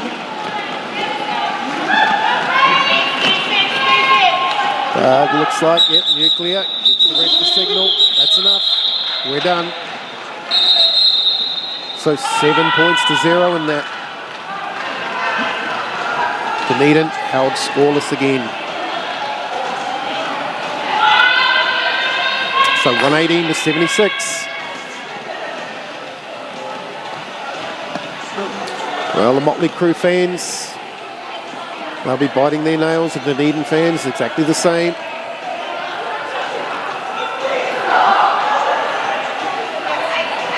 What can Dunedin bring to the party? What are they going to throw at Motley Crew in these next 8 minutes of play?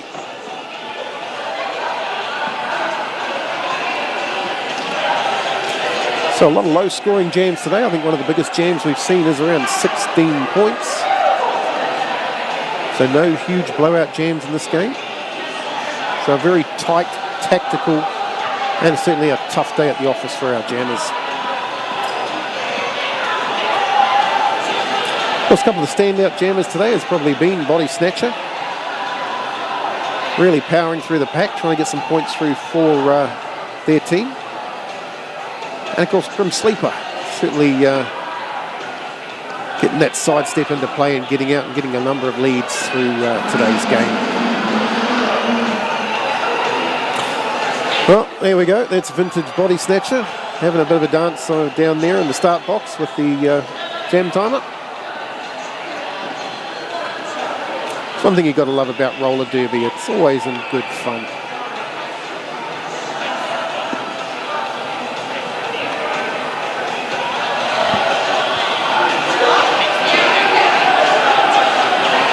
So the discussions going on in the middle of the track here. It's like silent witness. If I could read lips, looks like she's laying down the law, but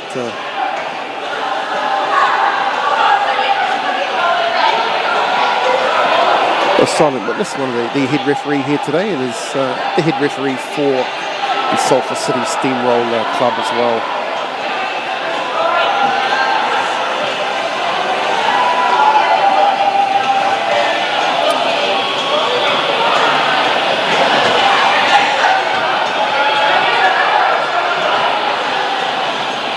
So the Alts returning to the bench. There's Granger Danger. We'll be seeing them out in the next game. Fairly new skater, only a handful of games under their belt, so it'll be good to see them out showing what they've learned over the last year or so, putting all that training to good work. Of course, if you are a derby player out there, you certainly know the effort that goes into starting at fresh meat and working your way right through to the top team in your league. A lot of training, a lot of hours.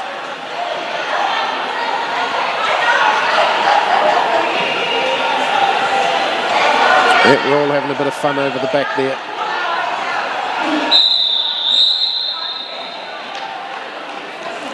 Well, it looks like we're going to get line back up. Looks like we're going to see 333 Cankle-Biter up against Body Snatcher 57.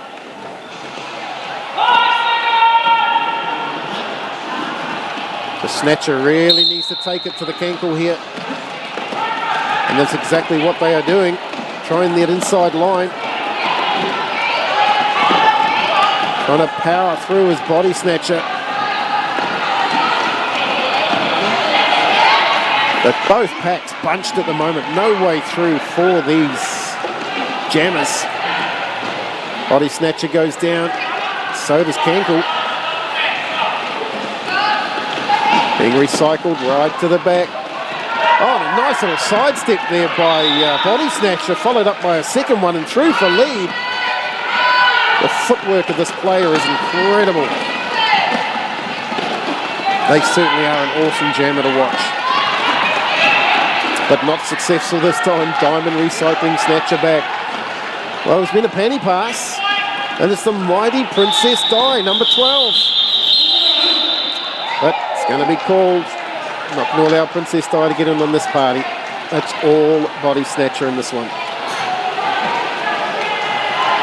Getting a nice 3 points in that one. Nice work there by Body Snatcher.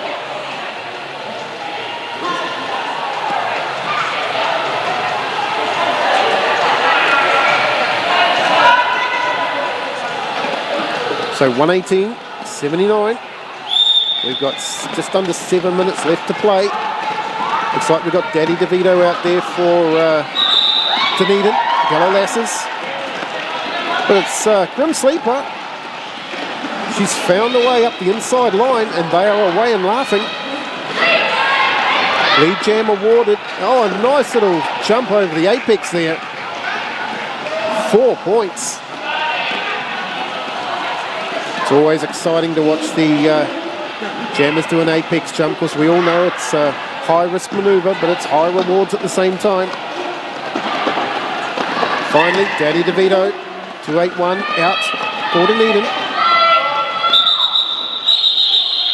But it's going to get denied. Jam gets called. So a nice little 7-point jam there by the crew, stretching that lead out, 125-79. So a 46-point lead to the crew at the moment. That time is ticking away, and it's going to go against Dunedin that time. So Dunedin really need to come out. They need something to go their way, maybe a power jam. Looks like we've got 91 nuclear out there. Don't stretch for Dunedin. My eyes don't deceive me. Can't quite see across the far side, but the ref's in the way. Again, no way through for these jammers. Dunedin rallying at the front, trying to hold nuclear back. Pack starting to stretch. They're going to have to release shortly, bit of bridging. And nuclear is finally through. Lead jam, Motley Crew. This is not what Dunedin wanted. But their jammers are through and away. Oh, it is grievous bodily harm that's out there. Nuclear looking for the call. Not getting told to call it. So grievous bodily harm is going to get 4 points here. So maybe the tactic starting to come in from the crew bench, just to wind down that clock. 4-4, 4-4. They can't gain on you, but it does wind that clock down. And of course, it is a risk. If Nuclear was to be penalised here and sent to the box, well, it would be a power jam to Dunedin, and that's not what the crew want. So, finally calling it there, but it did eat up a few minutes, just taking a bit more time off that clock for the crew.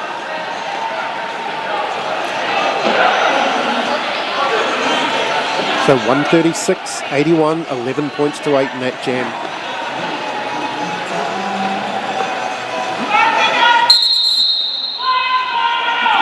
So I dare say the score is probably getting out of touch now for Dunedin. They would need some good power jams and some high-scoring jams to get in here. It's doable. Of course, if you do follow New Zealand Roller Derby, a couple of years ago up at the Sevens at the Waikato Show in Hamilton, we saw the North Island versus the South Island. Going into the final jam, the North Island were leading by 21 points. Ivy Kanivi, you might know her, skater out of Whakatane. Well, she went out and jammed, and she won for the South Island. Because it wasn't just her, it was brilliant performance by their blockers in that final jam, but they brought back a 21-point deficit in the final jam to win the game. Left the North Island shell-shocked, but it was a fantastic game to watch, it really was.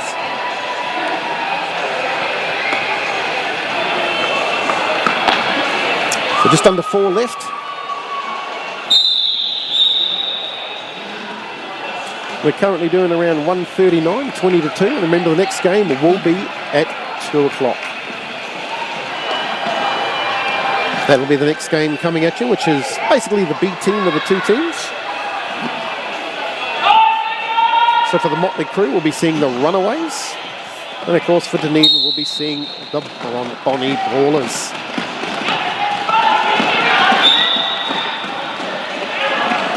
Right, so we're back underway. Body Snatcher trying to power through Princess Di. Oh, almost sidestep Primeval, but not quite. The Body Snatcher trying to down the inside. Once again, trying to steamroll Princess Di successfully this time. Through for lead. So body snatcher, they're going to want to put on the afterburners, get around here and score as many points as they can. If Body could just perhaps get a 12-point jam, this could close this game into a possibility. But that time is their worst enemy at the moment. Body round the outside, 4 on the board. Body Snatcher has just given it absolutely everything this afternoon. I take my hat off to them. Through again for 4. So this is exactly what Dunedin needed. That score is starting to close down. Powering through again. Wow. Body, when they finish this jam, there is going to be nothing left in the tank, giving it absolutely everything. It looks like we've had a star pass. Princess Di taking over the jammer role. The jam has finished.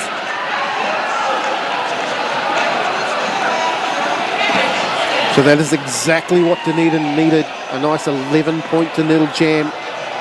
Just shy of the hundy. But again, their enemy is going to be the clock. They really need a power jam here.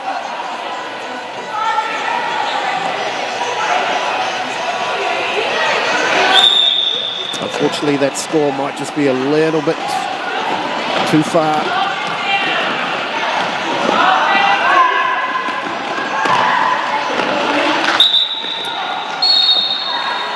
So 1-4 Grim Sleeper out for lead for the Crew. And I can tell you what, if the Crew do take this game away, it's going to be history made. I might not be 100% correct, but my understanding would be the very first time Motley Crew have beaten Dunedin. They've come very, very close in the past. Games with just a few points in it. Dunedin always manages to find the win. But today, well, we might finally see Motley Crew break that cherry and take the win over Dunedin. They're coming through. From Sleeper. She'll want to just keep ticking that score over.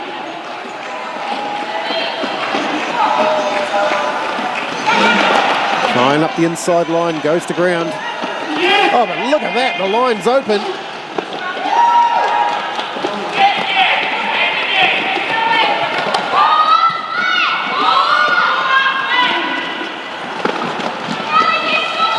And it's Glennisbank having a ball. Goes to ground. Gets back on track. Going to take on this Motley Crew wall. Oh, and down they go again.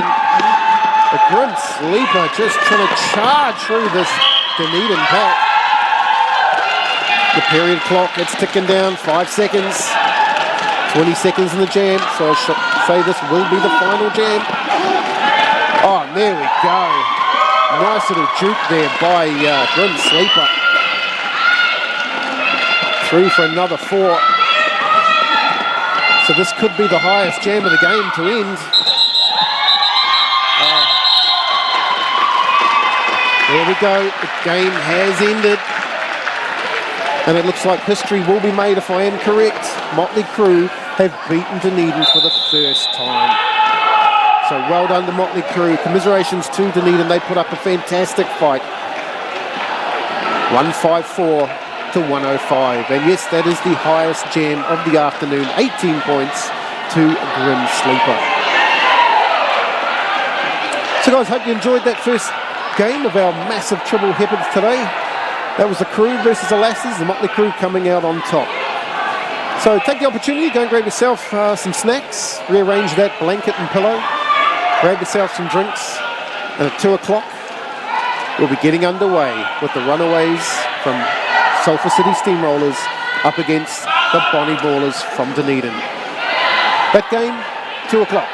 We'll see you then.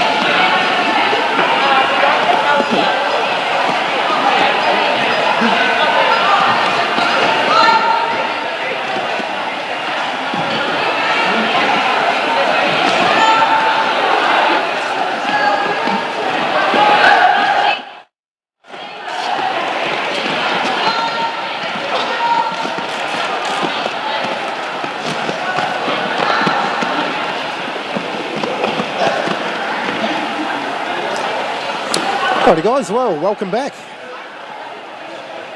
So it's just going to be a little bit of a delay while we get ready for game number 2. The Bronny Ballers up against the Runaways from from Sulphur City Steamrollers, I should say. Austin Eden will be in white and Sulphur City Steamrollers in black. Just doing a bit of tape repairs around the track. Teams are just having a last minute warm-up, just getting the next ref pre-organised. It was a tight turnaround between games, so hopefully we'll be sorted in the next few minutes and underway with game number 2. So again, hope you enjoyed that first game, the Crew versus the Gallo Lasses. Certainly a tight game, epic battles between the packs as well as the jammers, and hopefully we're going to see that continue in game number 2. Of course, remember we still have a third game today, which will be happening around 4 o'clock. So again, just a little bit of a delay to the game, and we'll be back with you very, very shortly.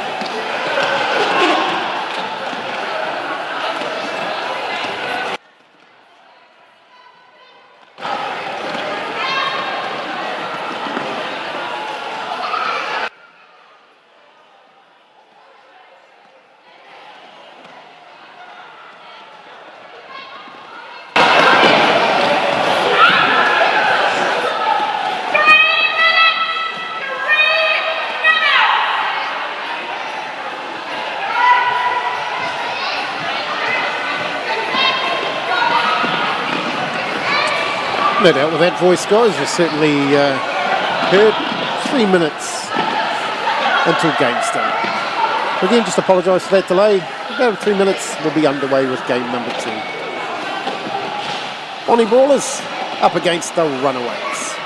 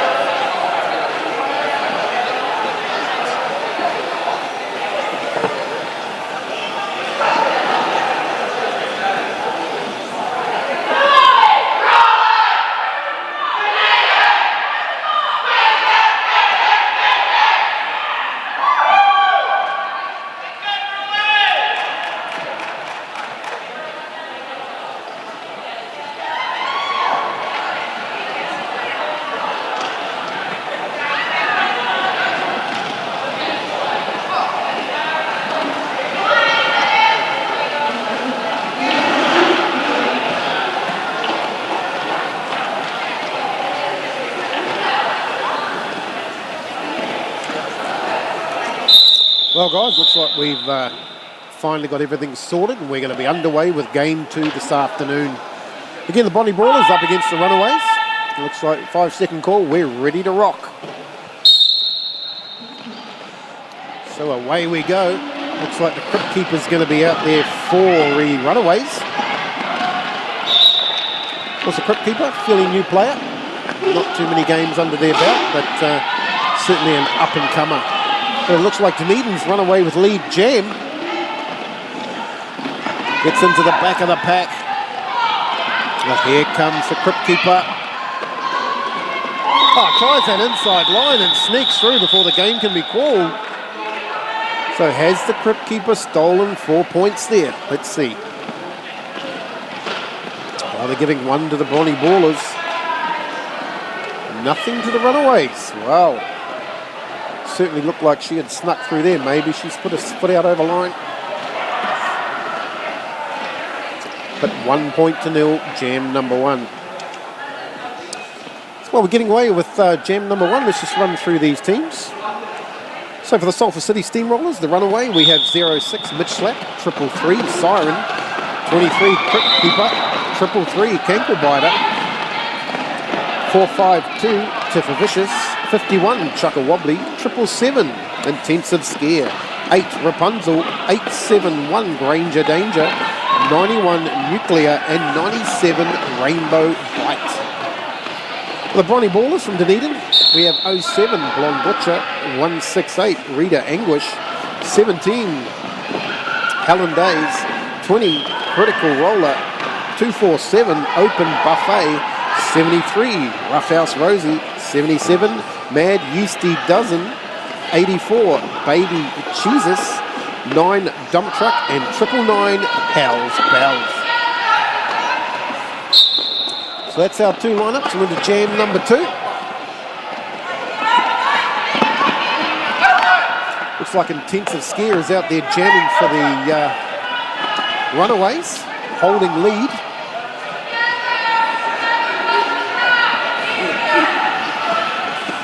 So coming around on a scoring pass, looks like they're setting up for the train. Just 2 blockers to deal with. Chucka Wobbly just gives a little bit of offense. Oh, down goes the jammer. Intensive Scare gets a bit of a scare on that one, but is away and laughing again. Dump Truck jamming for Dunedin, number 9. It's through the pack, beaten one, and is away. But it's Intensive Scare battling those Dunedin blockers. Again, coming through on a scoring run. Gets the call. So a great little jam there by, Intensive Scare. Putting a nice 12 points on the board. But not to be outdone. Well, Dump Truck scored 4 points as well. 15 points by Intensive Scare in that one. So a great first up jam by Intensive Scare. They're lining up for jam number 3. Remember, a lot of these skaters, very limited experience. Some of them have barely a handful of games under their belt. So it's great to see them out there doing their thing. Looks like we got lead jam, 06 Mitch Slap for the Runaways. Of course, the Runaways in black, that's Sulphur City Steamroller League.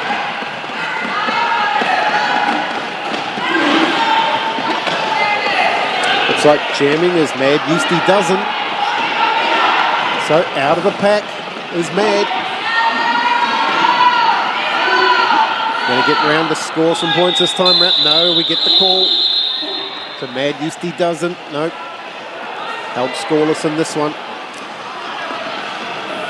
But it's Mitch Slap getting a sneaky 3 points. Calling the jam. So 18 points to 5 after 3 jams. So to be honest, in the very first game, the penalty box was pretty clean. It was quite a clean game on the whole. So what are we going to see in this one with some newer skaters? We're going to see a few more going to the penalty box throughout the game.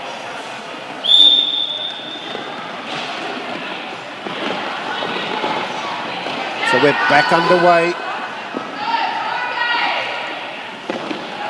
We've got the Crip keeper out there, 23 for the Runaways.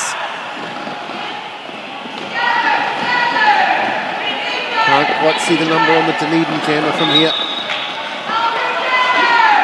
But it's going to be the Crip keeper that gets lead. So 2 leads in a row for the Crip keeper. And in fact, it's critical roller out there for Dunedin, jamming. Comes up on the back of the pack, no call, so could sneak some points here, Dunedin.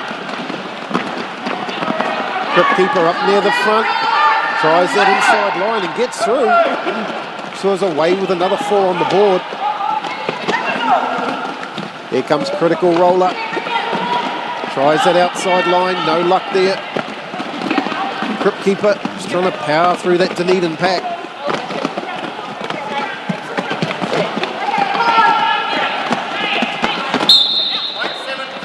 No success around the outside. Blonde Butcher throws the Crip keeper out over the sideline. Blonde Butcher, of course, 0-7. The pack starting to stretch a little bit here. Crip keeper is away.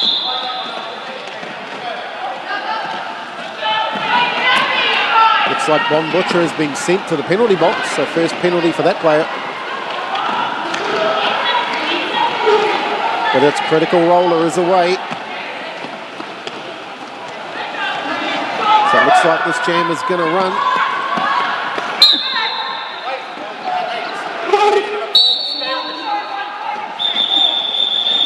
Crip keeper. Well, went for the call off there. Bring that jam to an end. So a nice running jam there, 12 points to 4. Are we going to see a slight adjustment in that? No, looks like we're going to be 12 points to 4. So Runaways sneaking out to a 30-9 lead. So a good start here for the Runaways.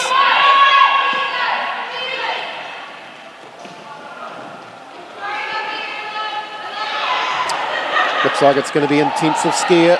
777 back out for the Runaways. From my point of view, it looks like Team Zebra are jamming as well.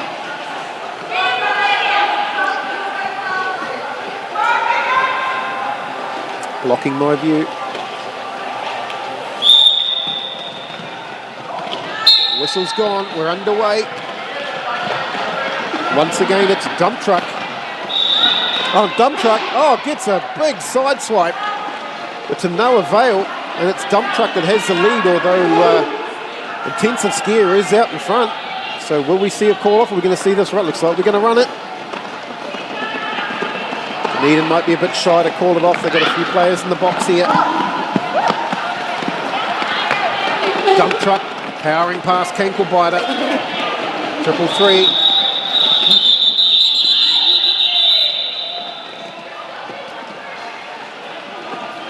Well, the jam gets called.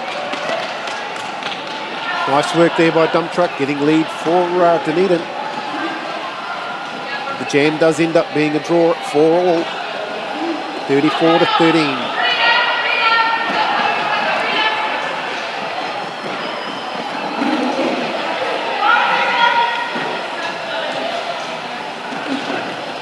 Here we go again, lining up.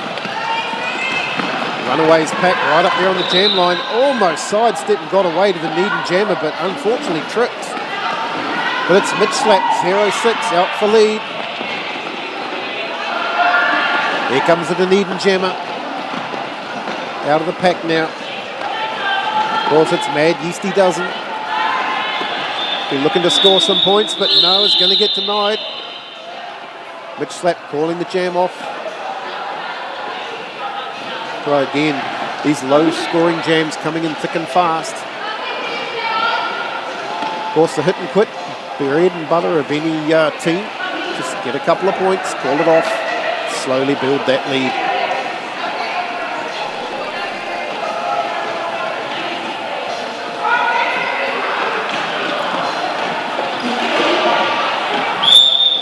Is that Dump Truck back out for the Bonnie Ballers? Oh, and it's Crip keeper straight down the outside like a rocket ship. through for lead. But here comes Dump Truck. Not going to let Crypt Keeper get away. Sorry, it is not Dump Truck. My bad. It's Critical Roller. Apologise for that. It is number 20. Critical Roller. Crypt Keeper calling the jam there. So again, sneaking just a couple of points, calling it, protecting that lead, denying Critical Roller of any points in that one.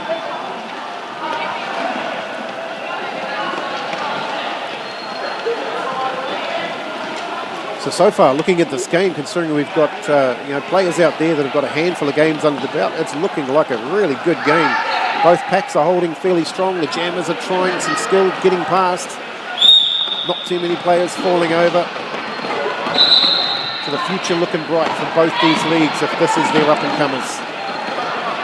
So back out here, 777. Intensive scare. Gets lead for the Runaways in black. Oh, and that's a really quick jam. They are absolutely going to deny Dump Truck of any points there. Just 1 point in that one. So you can see the Runaways have game plan is definitely to hit and quit. Just build that lead.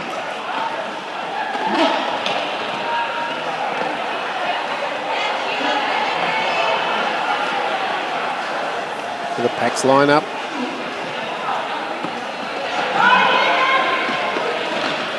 Personally, for myself, I've seen some of these Runaways players come through from Fresh Meat. So to see them on the very first day where they were holding on to the wall, and to see them out there doing this now, it is really, really great to see. Cankle Biter being a bit of a nuisance for the Dunedin jammer there. Mad Yeasty doesn't. Having a nice royal battle. Looks like we got Siren, 111 in the brace position. Of course, as I mentioned earlier in the first game, 111, Siren, just only 18 years of age. Went across to France earlier in the year and represented New Zealand at the Junior World Cup. So, again, very, very proud of Siren is the Sulphur City Steamrollers. And here we go. It's Mad Yeasty Dozen with lead. Wanting to put some points on the board. 4 so far. Almost through again. Bounces past Siren. 111. Another 4 on the board. Doesn't get the call to call it. They're going to continue to run it. 8 points so far. Mitch slapped through for 4. 0-6. So Dunedin don't seem to want to call it. They want to keep running, which is working well for them so far. That's another 4 points on the board. Well, might have been just a slight delayed call off there. I think Mitch might have got, Mitch got through for that 4. Just slightly late on that call off there by Dunedin. So 8 points to 12.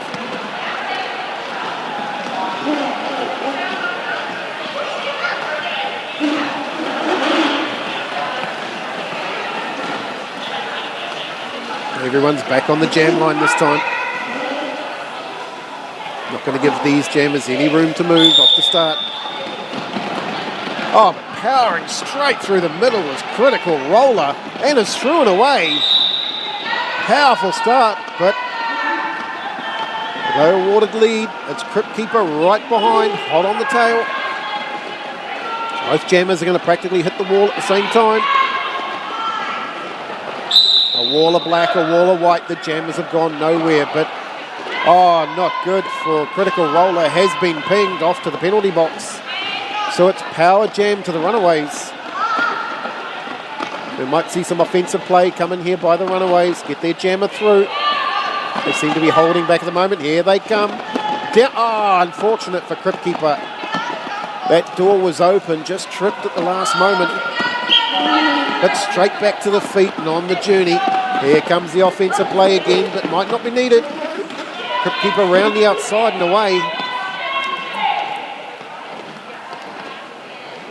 Now, Crypt Keeper is one of the skaters I saw come from Fresh Meat, and from the very first day, we certainly saw the ability to just see a gap, line up, and commit.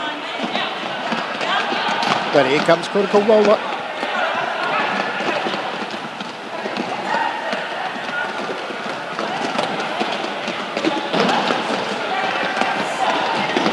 Critical roller, 2-0, back in the fight for Dunedin. The Bonnie Ballers. Nuclear, 91. Holding height tight there with, I think it's Granger Danger. Another relative newbie in regard to games under the belt. But holding nice and strong, good to see. At the same time, well, there's nowhere for the runaway jammer to go. The Dunedin pack holding incredibly strong as well. And the game, just like the first one today, is coming to a halt. The Crypt Keeper found a way just as the whistle gets called. And there we go, Crypt Keeper, nice 8 points in that jam, 4 points for the Bonnie Ballers. 57-29.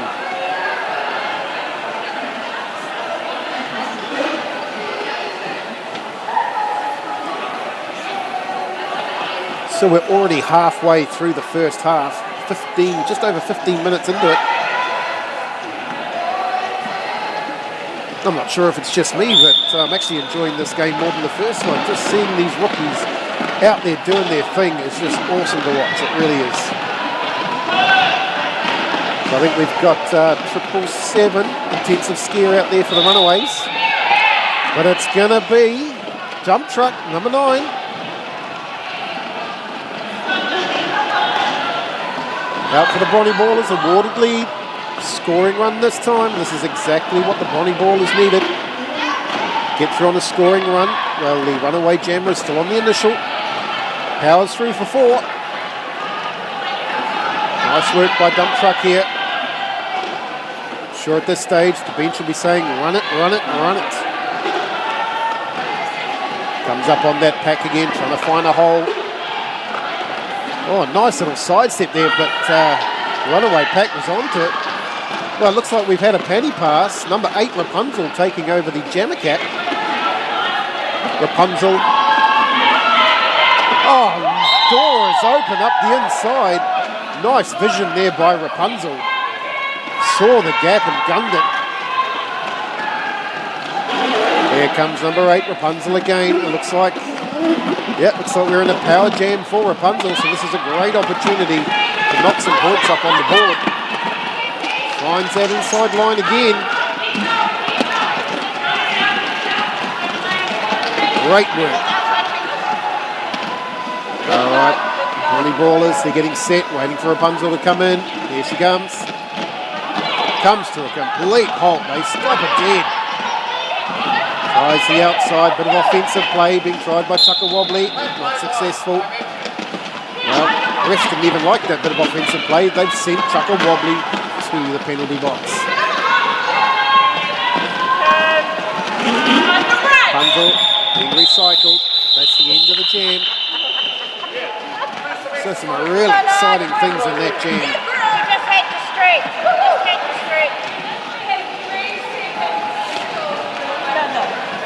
So we don't see Rapunzel in jamming position too often. Obviously she was in the pivot to start the game and handed this star helmet was handed to us, but awesome effort from her in that one.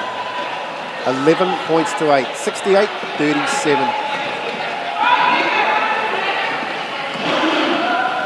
So we've got Mitch Slap coming out for the runaways.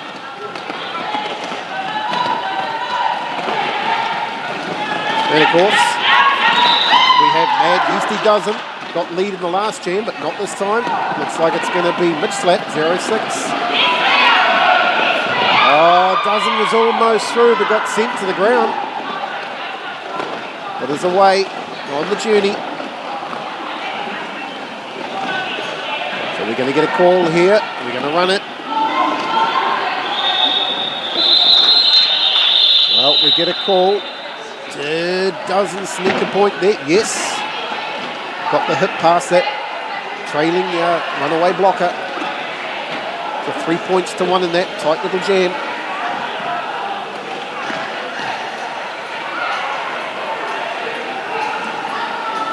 And we're going to go at it again.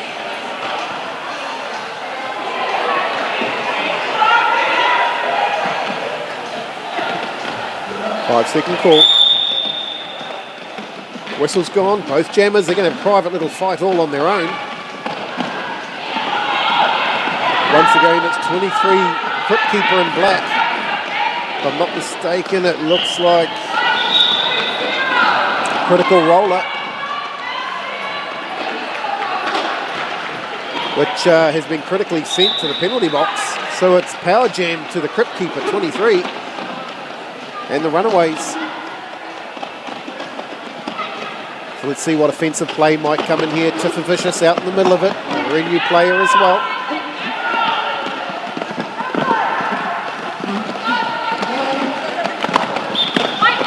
So Tiffer Vicious, number 452, the purple here. Very new skater, I think. In fact, games you could count on one hand. So really great to see them out there. Crypt Keeper getting recycled by the Dunedin blockers. Open buffet, holding Crypt Keeper.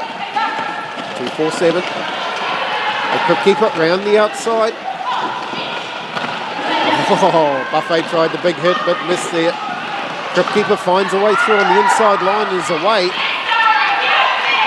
Critical Roller fighting with Cankle Biter but is away. So both jammers out of the pack. Crypt Keeper coming up. Calls that jam. Keeps Critical Roller scoreless. It takes away 5 points. Puts it up on the scoreboard, says thank you. We have 76-38. 13 jams in less than 10 minutes left to go in the first half. This game is absolutely flying by.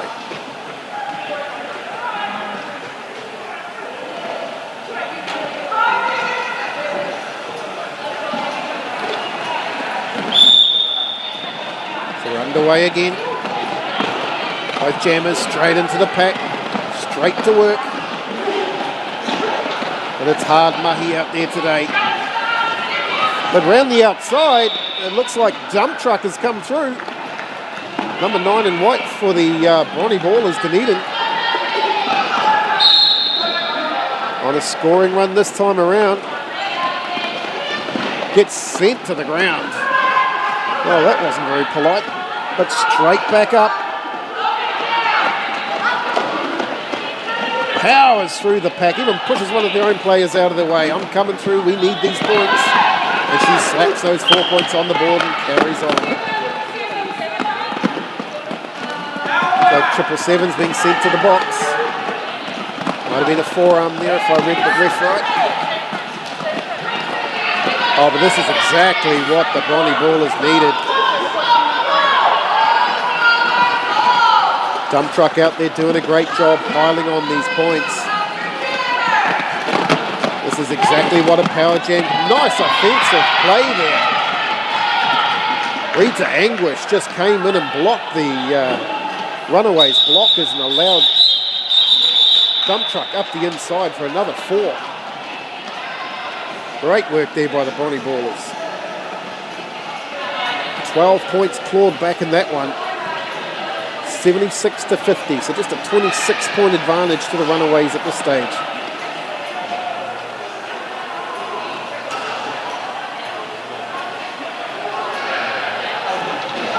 Well, I'm sure if you're watching this game, you must be enjoying it. I'm certainly enjoying it. Looks like we're going a bit of a timeout for the Bronny Ballers.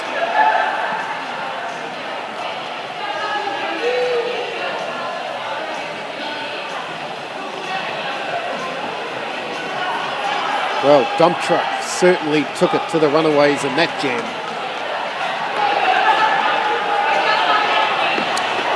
Now, of course, the jam has ended, and what's still sitting in the box? Well, the Runaways jammer. So it is going to be a Power Jam start to the Bronny Ballers. So again, another golden opportunity to grab some of these points back and narrow that gap. Of course, the jammer is still sitting, which means 10 seconds or more. So at least 10 seconds still to serve. Now, if you're unsure of how long a player serves in the bin, well, basically 30 seconds. Okay, so they go to the bin, they sit down, they sit for 20 seconds. At around the 20-second mark, they get told they can stand where they serve another 10 seconds, which totals 30, and then they can rejoin the game. Now, in one individual game, you're allowed 6 penalties. I know there's people out there that are probably saying, no, that's not correct, but hear me out. 6 penalties. If you get that 7th penalty, well, it is game over. You're heading to the changing room, showering up early. You are out of the game. So you're allowed 6, just do not get that 7th.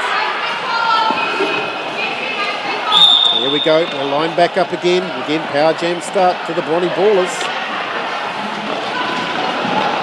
Charging through the pack. No offence coming in from the Dunedin, but then again, we get set for the jammer coming out, and out they come.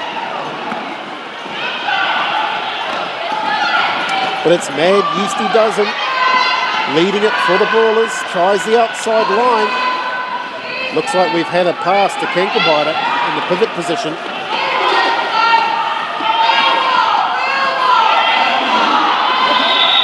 But it's mad, Yeasty doesn't. Burning up the track at the moment. Calls it off. Keeps the runaway scoreless in that one. So clawing back another 4 points. Well, the Brawlers, are they starting to come back into this one, taking it to the runaways.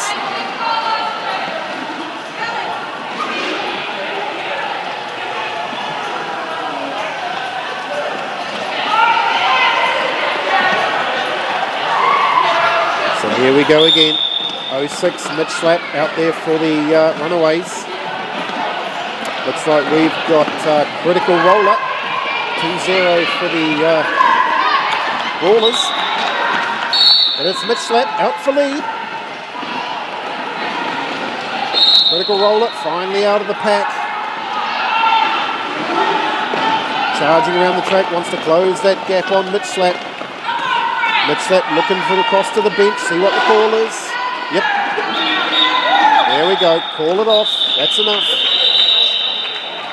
So a nice little hit and quit there for the runaways. But no, in fact, critical roller has managed to get 3 points. So a bit too late a call off there. 4-3 in that jam. But we are down to a 19-point differential.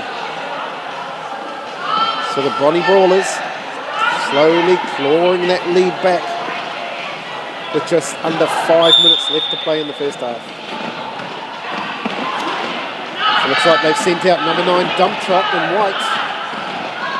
Almost through, and there's a way down the inside.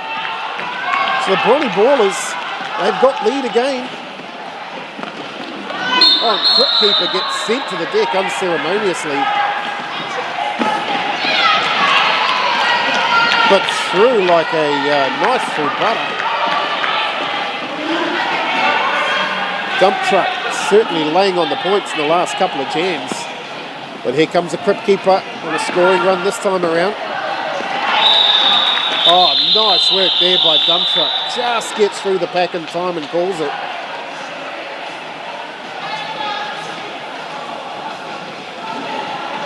Well, Dump Truck's certainly putting on a good display of jamming here in this second game of the afternoon.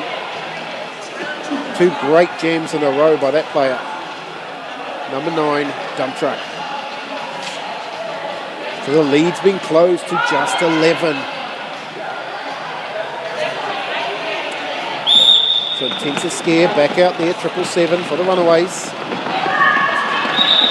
And is going to get straight through the pack for lead. Great work there by Intensive Scare. Coming up on a scoring run this time around.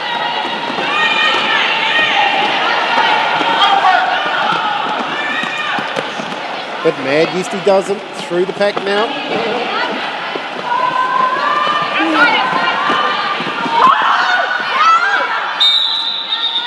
But there's the call.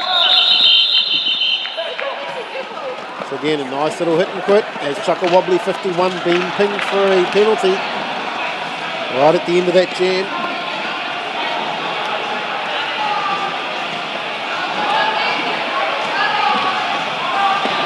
Yep, looks like it. Heading to the box.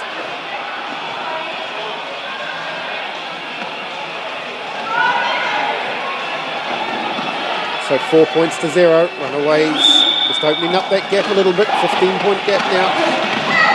Mid slap back out there for the Runaways. 0-6. And it looks like it's going to be Dunedin. It's the Brawlers taking lead. Critical roll at 2-0. But here comes Mitch Slapp, determined to close that gap. Try and force the Brawlers to call it off. Nice twisting there. Critical roller is through. 4 points up on the board. Mitch Slapp is in all sorts of bother with this Dunedin wall.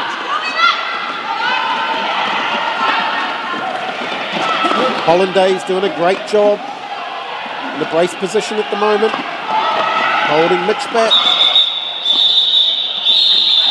That's the end of the jam.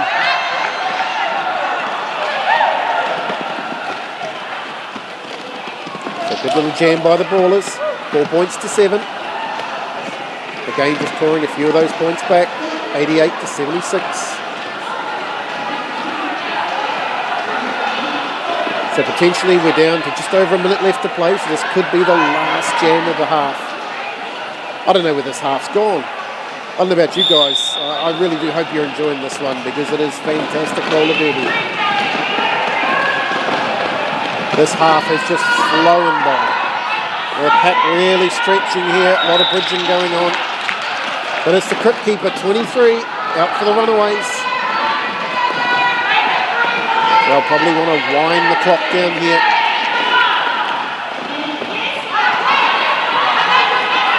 It's Dump Truck, trailing in this one, not lead. Coming up on a scoring run here. Yep, sure enough, they're going to try and run that clock, make sure it is the last jam.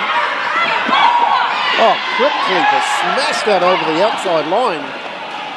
No mercy by the Brawlers. Dump Truck on the back of the pack. Period clock, 14 seconds left. Dump Truck is through on a scoring pass.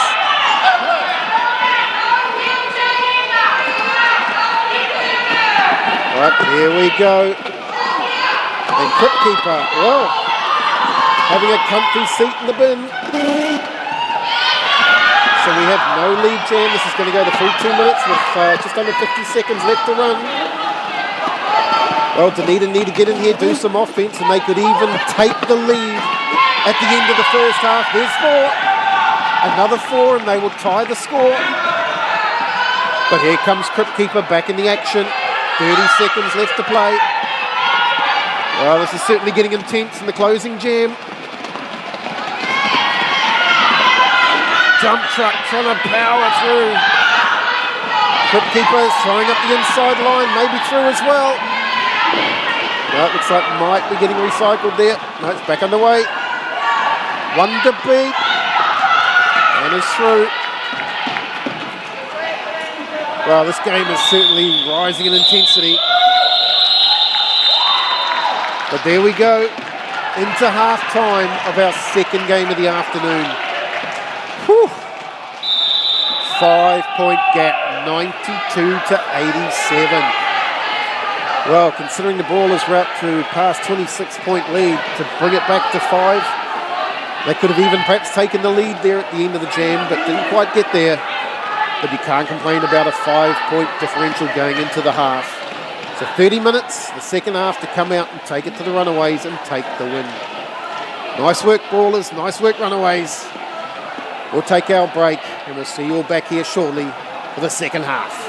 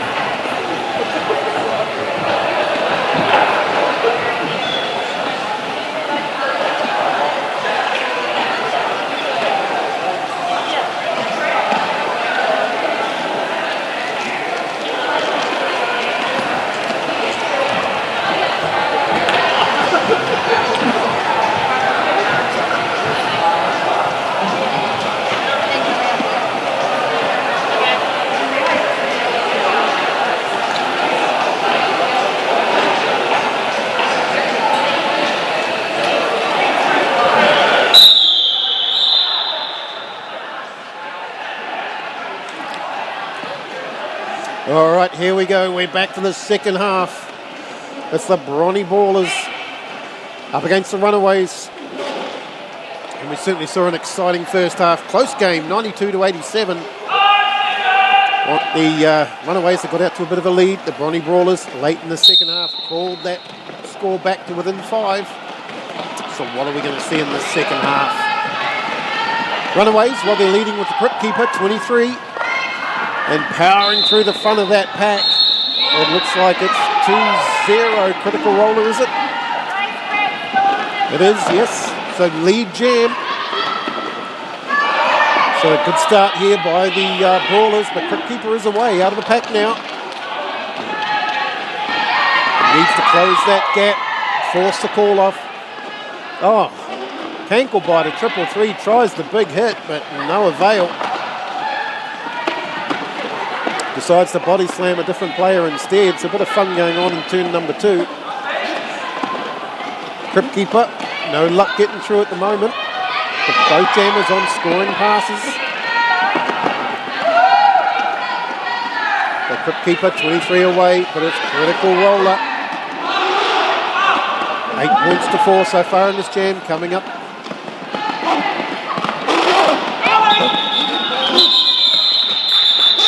So Critical Roller getting through there and pulling it off. Now we're going to see a change in the lead.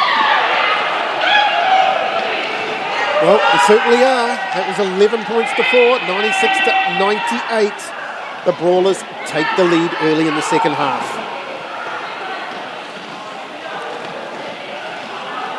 So nice work there by Critical Roller.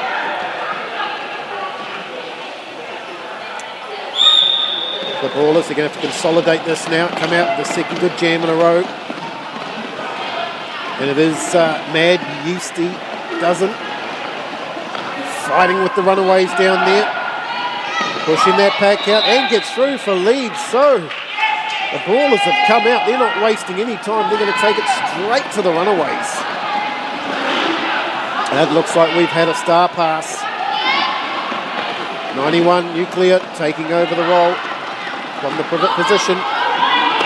Oh, and a big hit out over the sideline.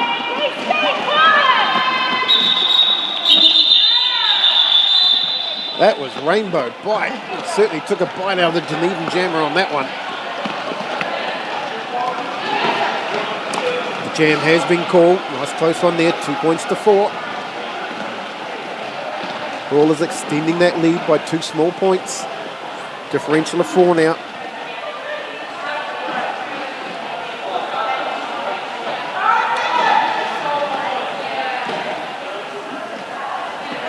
So the Runaways out to a good start. Brawlers have now clawed them back, taken the lead. Are we going to see the Runaways fire back? A lot of fighting going on down in the start box. Both jammers going nowhere. It looks like number 9 dump truck out there for the Brawlers. But powering up the front of the pack is Mitch Slap, 06, and is away, awarded with lead. So the Runaways have done exactly that. They've fired back at the Brawlers and said, we're not going to let you take this lead. So a clean pass here would even the scores. That's exactly what Mitch Slap does. The scores are now tied again. The dump truck is through. Needs to get the pedal to the floor. Get up there on Mitch Slap. Force the call off.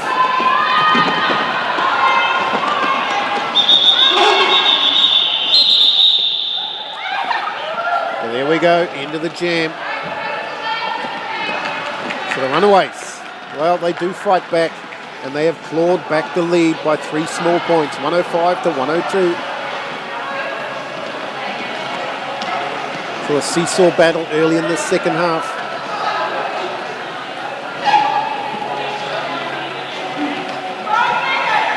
Looks like, if I'm not mistaken, it's Critical Roller. Would have needed.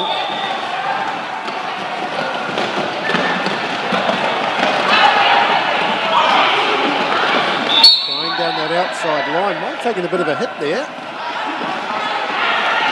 Back on the track though. But it's Crypt Keeper, 23. Away and laughing. Lead jam.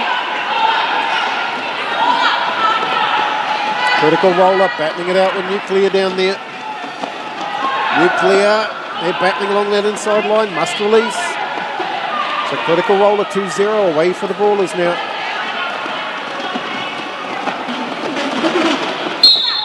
But it's Crypt Keeper finding the narrowest of gaps up the inside. The critical roller. Well, that was almost slow motion. He just seemed to sneak up the inside, no problem at all. Both jammers back up on the pack. Critical roller trying that inside line, but gets taken to the ground. Bit of a hard tumble there, but gets up.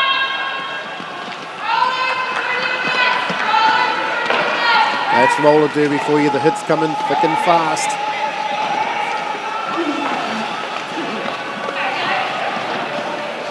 $110, $106.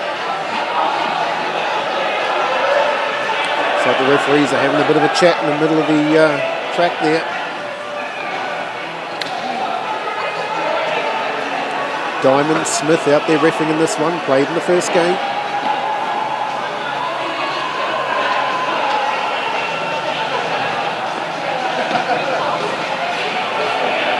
That's simply how roller derby works. We all do what we need to make sure we can put these games on. Players, they'll change out of their strip and they'll throw on Team Zebra uniform and referee the very next game.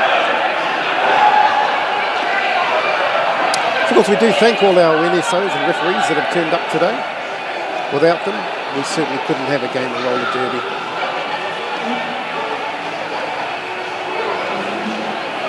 So the referees are getting back into position. Still no jammer out there for Dunedin yet.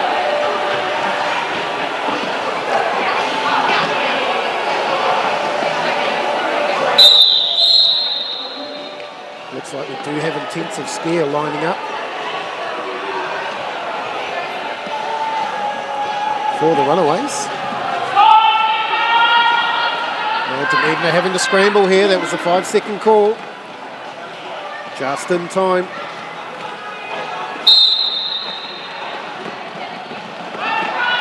Charging down that outside line. One to beat the siren, 111. The Runaways have rallied. Inside line. No, must have got tipped out over the inside line. Being recycled back. Well, not recycled. It's even worse. Sent to the bin. Trying that inside line. Unsuccessfully. There's intensive scare. Trying the outside line this time. Let Dunedin pack holding strong. Offensive play coming in by the Runaways. Not proving successful at this point, so the time is eating away in this power play. I should say power jam. Dunedin jammer is standing, so he'll be joining the action any moment. Back on track, here they come. The intensive scare is away. Lead jam. You want a scoring run this time around. And Yeasty doesn't. Fighting right up the front, looks like with Nuclear. But it's thrown away.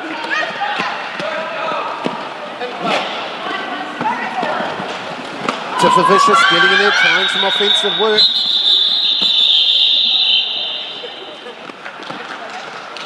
Good hustle going on there by these players.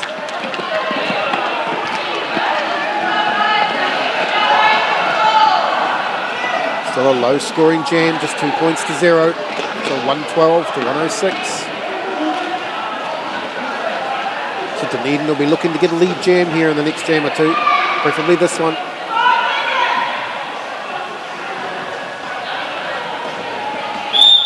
I want to score back some of these points, not let the Runaways get away. It looks like they're going to do it. Nice little pirouette by Dump Truck. With Mitch Slap right behind. In fact, Mitch Slap may even overtake here. This may force the call off. No call off, they're going to run it. And Mitch Slap straight round the outside for 4.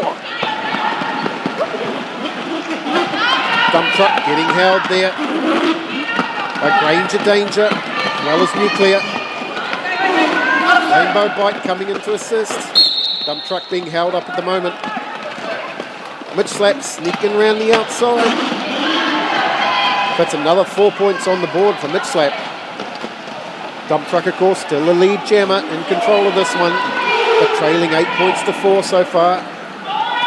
Mitch Slap comes up, gives her a cheeky little nudge as she goes through on the inside. So Dunedin seemed quite content to run this one. And that's the danger of running it. Well, they had lead jam, but their jammer has been sent to the bin. So this is really a gift, a Christmas present to the Runaways. Good opportunity to really stack on some points here and open up this lead.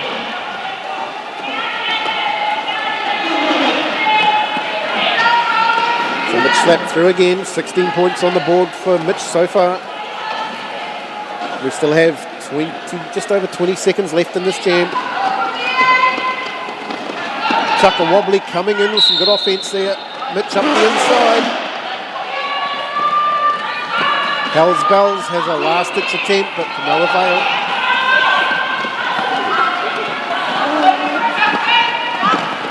Dump truck back into the action. Unfortunately, a disastrous jam for the Ballers. 22 points to 4. Unfortunate luck there for the Brawlers. They took the gamble, they decided to run it, and unfortunately their jammer was giving the power jam to the Runaways, which they have certainly taken advantage of and stacked some points on in that jam. 134 to 113. Runaways are starting to run away with this one.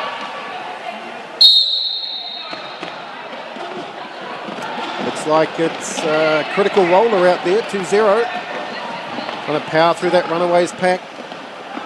Crypt Keeper, 23 for the Runaways out there as well. Oh, it's steaming through. Away is critical roller. Lead jam, just what Dunedin needed. The critical roller needs his pack to hold back Crypt Keeper. Critical roller needs to get through and just stack some of these points up on the board. Trying to just inch down that inside line, using their strength to get through. Successful. 111 Siren has a last dive, but not overly successful there. Here comes the Crypt Keeper. Slams into that wall of white, goes nowhere. Critical roller trying that inside line. Decides to call.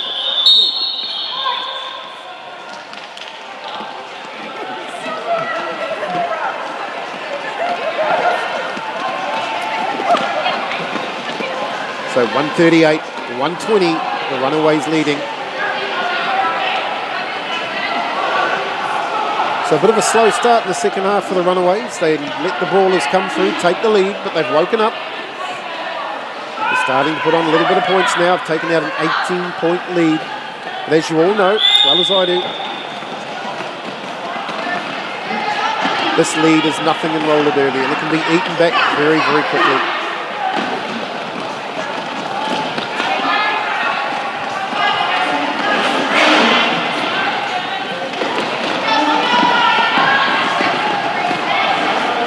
So here we go. Runaways straight back out. Lead jam awarded. Intensive scare. Been quite successful. Got a few lead jams in this game. Gets up on the back of the pack in a scoring run this time through.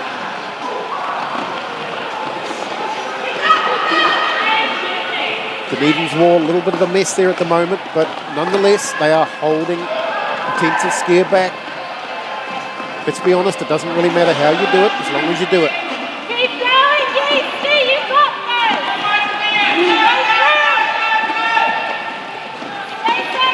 A real battle going on here. You can see Nuclear fighting with Granger Danger. So it's not Granger Danger, it's Rainbow Bite, 97.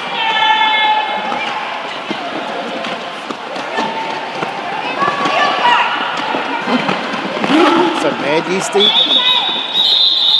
ducking down that outside line. Got the hips past a few players there, so we'll score. So no advantage to either team in that one. Ending the jam, 4 points to 4. 142, 124.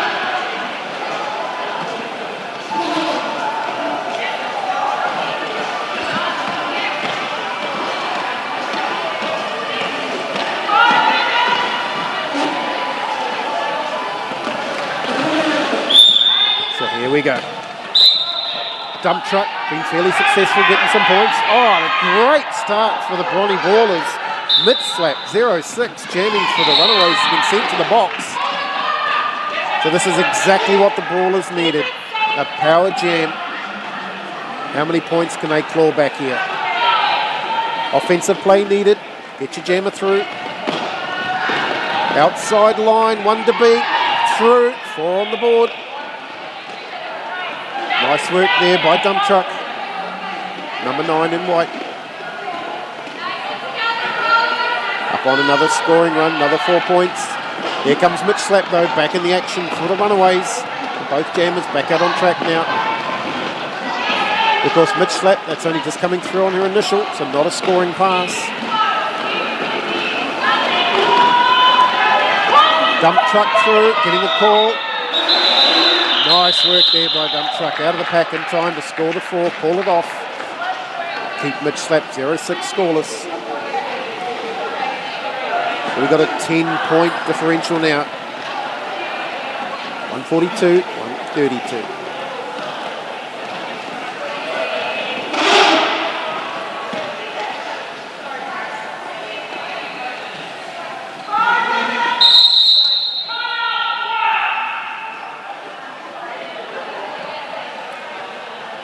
That's Grimm, not Smith. I think all 3 of them are out there. Smith is actually out there in the middle as well. So 3 of the players that were in the first game out there.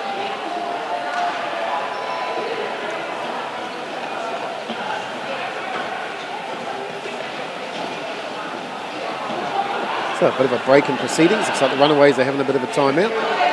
Primeval 187, captain of the crew, benching for this one. Laying down the law, telling them what she wants them to do. Also one of the head coaches at Sulphur City Steamrollers.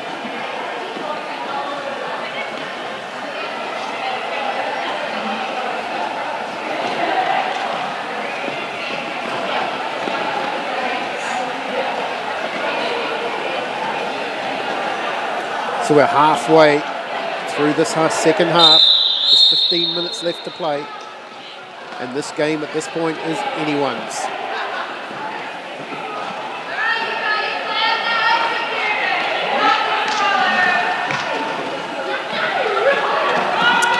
So critical roller out there for the Bronny Brawlers. 2-0. Takes a nice little swipe at Cryptkeeper, puts Cryptkeeper off. It was worked successfully. Cryptkeeper hasn't been able to get the desired run down the outside she wanted. So critical roller takes the lead. Well, Cryptkeeper's still stuck on it. Cryptkeeper's out through the pack now. So out past her initial, be on a scoring run this time around.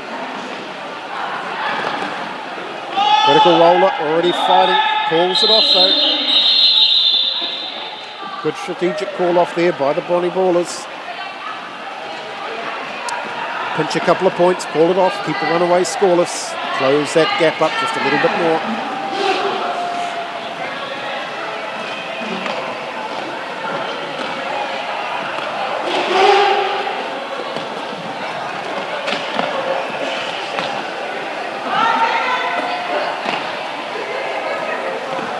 Here we go. We're seeing the resume of this battle. Intensive scare, 777. For the Runaways out there jamming. But it's going to be Mad Yeasty Dozen that gets the lead jam out of the pack first.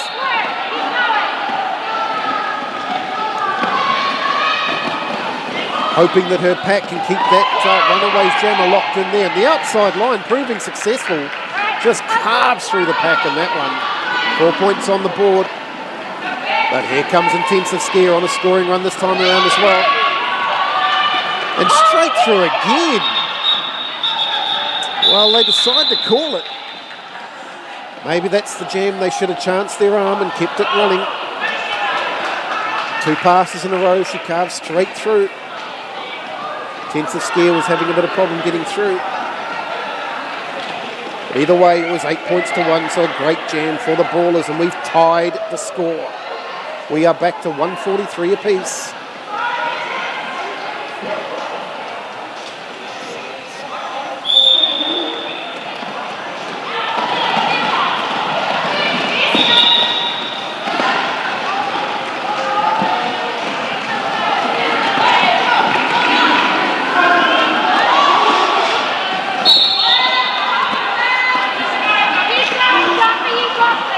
Here we go, dump truck number 9 out there.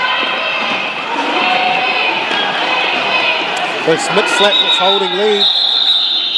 So there we go. Quite happy to take the 4 points and quit it as the runaways.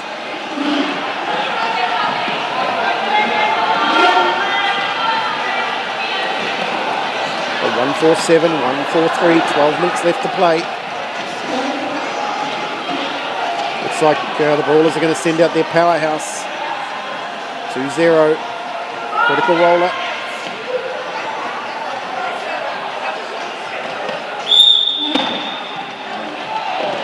Enjoying this battle with Crypt Keeper, 23 from the runaways. Crypt Keeper push and shoving. Oh, but here we go. It's a power jam to the runaways. Critical roller. Sent for a 30-second relax. And Crypt Keeper not wasting any time, straight out of the pack. So a little offense needed. Get Crypt Keeper through. Here comes the pack. Just trying to cover Crypt Keeper. And Crypt Keeper took the wrong way there. They had come to the outside. Crypt Keeper went to the inside. Being recycled. Critical roller standing now and rejoins the action. Joins the fight down here in turn number 2 for Dunedin. Crypt Keeper dives around the outside, successfully through. Oh, and disaster for Dunedin. Critical roller, double penalty, straight back to the box. So 2 power jams in a row for the runaways. All that great work getting up to tie the scores. And just allowing it to be taken away from them in this jam. It's a disaster for the Brawlers here. But it's Crypt Keeper going to take the advantage of it and try and get as many points on the board as they can in this power jam. Chuck a wobbly 51 in there, trying to power some of these blockers out of the way. Not successfully though. Crypt Keeper put out over the inside line. Oh, Gray is going down. That's 3-3 Cankle Biter. Critical roller out of the pack now.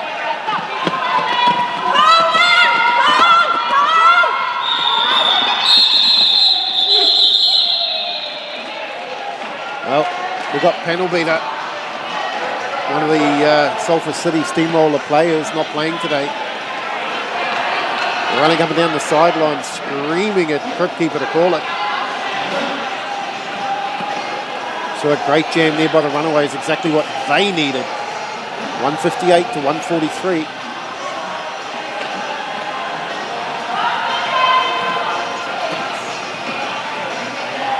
We line up again.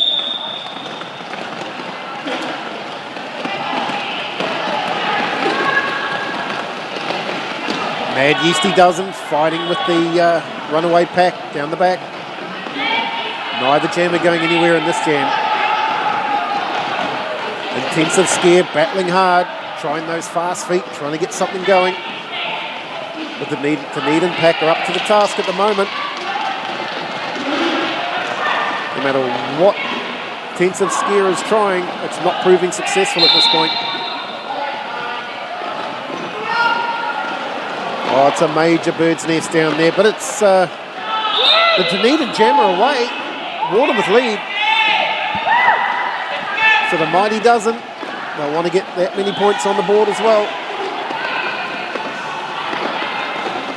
So Mad Yeasty doesn't with lead on a scoring run this time through. Runaways tripod going left to right, holding back. Oh, right up on the toe stops, tippy-toeing along the outside line successfully. Scoring pass, calls it. So 4 points there for the Bronny Ballers. Royce is a tight game. Just 11 points in it. Just under 8 minutes left to run.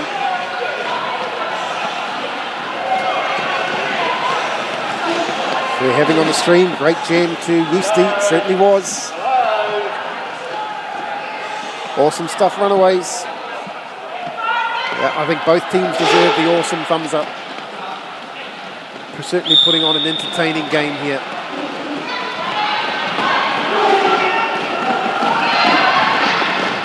So we're underway again, we're battling it into turn number 1. Both jammers being swallowed up. Oh, we're all going to the deck on this one. But it's Dump Truck, number 9, once again getting lead. She'll want to unload on this Runaways wall and power straight through. Slams into the pack, but they're up to it. Inside line. Dump Truck was yelled at to call it on that one. Didn't hear it at first, might have just got it. No, didn't get away with it. Mitch Slap 0-6, sneaking in 2 points. But the gap has been closed to 9. 6.5 minutes left to play.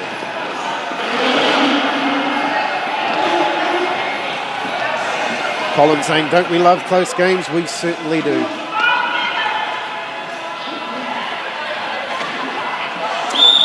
The intensity on the bench will be starting to rise. The heart rates will be starting to rise. The jitters will be kicking in. This game can be won or lost. One small mistake, one power jam could be the difference between a win and a loss.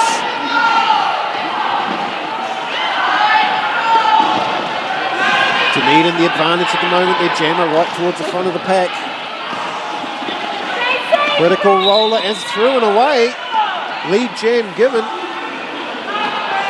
Smith the referee, jam ref. We've also had a star pass. 91 Nuclear taking over the roll. But it's critical roller through and calls. Good work by critical roller there. It might only be 4 points, but there's still plenty of time on the clock. Take that 4, close the gap.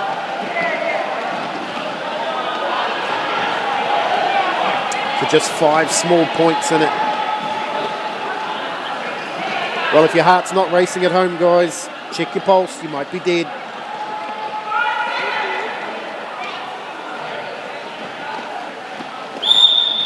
And here we go, it's Mitch Slap, 0-6. Trying to power through the pack. Not successful, tries the outside line, not successful again. They're holding that door closed. And this could be the break the Runaways needed. Mad Yeasty's been sent to the bin. So it's Mitch Slap, 0-6, all on their own out there. Here we go, we can see the offensive train coming in. Try and push those players out of the way, but it's not needed. Mitch Slap slips through. So 4 points on the board. Here we go, more offensive play coming in. Mitch Slap coming up, here comes the offensive players. Try and block out those Dunedin blockers. Done so successfully. But here comes Mad Yeasty back in the fight for Dunedin. Clean through. So will it the Runaways bench have noticed this, that Yeasty's on a scoring run this time through? Yep. Just called that one in time. So that was the break the Runaways needed. Could that be the difference between a win and a loss here? 10-point jam, critical moment of the game. But it's not won or lost yet, there's still time.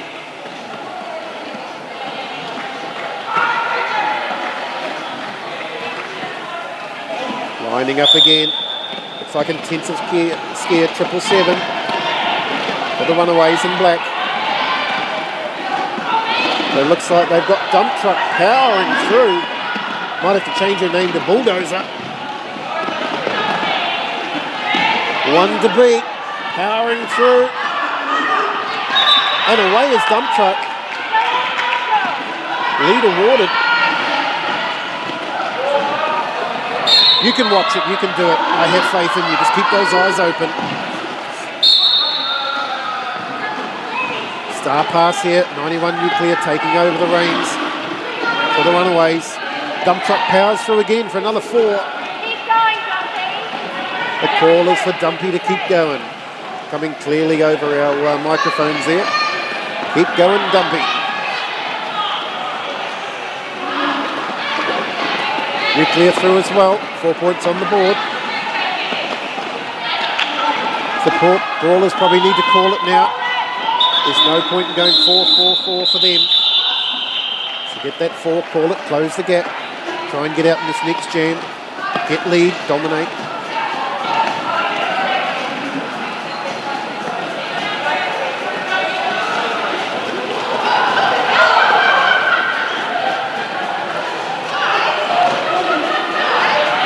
So it's an 11-point lead to the Runaways. Potentially 1 jam left in the game, unless it gets called earlier. Just 1.5 minutes left on the period clock.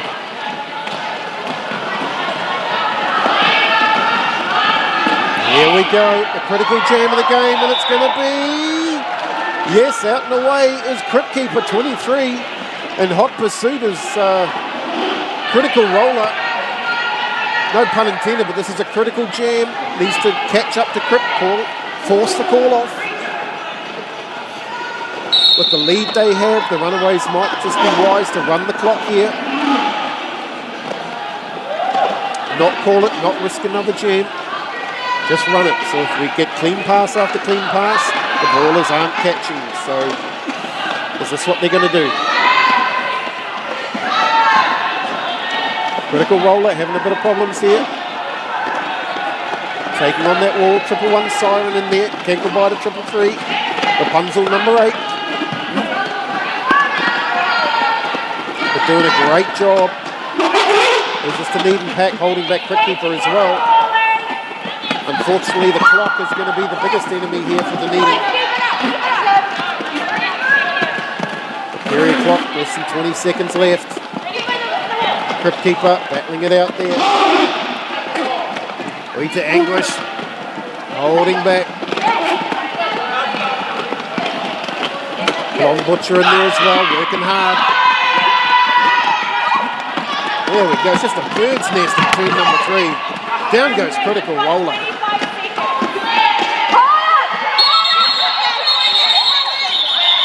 And there we go, the jam has ended. Unofficially, it looks like the Runaways are going to take the win. 182 to 167. What a game. That was intense. That was exciting. I'm sure all of you sitting at home were certainly enjoying that game. I know I enjoyed it. Fantastic game of roller derby. Could have gone any way, but I think that jam, about 3 minutes from the end, where they got the 10 points to 0, just gave them that buffer they needed to get through and take the win this afternoon. So well done to the Runaways. Again, commiserations to the Brawny Brawlers, but again, like their 18 earlier in the day, they put up a fantastic fight here and put on some really, really entertaining derby. So that's the end of that game, guys. Runaways winning 182 to 167. But it doesn't end there. We've got another game coming up at 4 o'clock.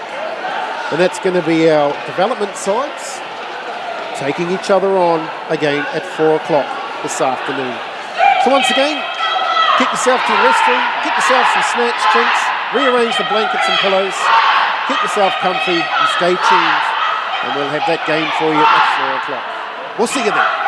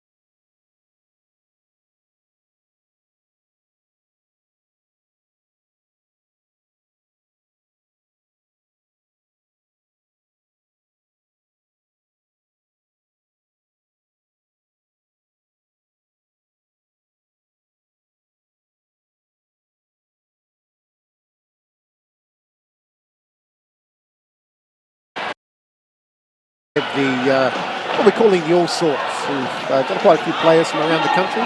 As mentioned earlier today, some are here in Taupo, some are representing Sulphur City Steamrollers, Dunedin. We have some from Bay City Rollers, Arnold in Auckland, HRG in Hamilton, as well as Moana in Tauranga. So a nice range of players out here strutting their stuff today in this third game of the day. I certainly hope you enjoyed the first couple of games of the day. The A team certainly put on a strong, tight performance. And the last game with the B teams, well, it was certainly an intense, exciting game as well. So let's get stuck into this one, see if we can enjoy it. Before we get into our second jam, we'll call out the teams for you. So in black, we have 027 Mace, 1157 Kiss My Alpha, 23 Quick Keeper, 247 Malpractice, 372 Artful Dodger, 254 Tiffer Vicious, 50 Still On Call, 777 Intensive Scare, 8 Rapunzel, 871 Granger Danger, and finally 97 Rainbow Bite. On the white side, we have 168 Rita Anguish, 17 Helen Days, 199 Batkiax, 20 Critical Roller, 2628 Mucket, 404 Ellie Mental, 420 Anarchy, 565 it's Drama Queen, 6 Goody Two Skates, 737 Angel Rage, 78 Skinner, 84 Baby Cheeses, 888 Tara DeFugo, and 9 Dump Truck. So there's our two lineups for this afternoon's game, and we're hard into jam number 2 already. With the invitational team, we'll call them Dunedin just for the sake of today. Taking a 4-point lead in that first jam. So what do we have going out on the track at the moment? Well, the packs are sitting down in turn number 1 and 2.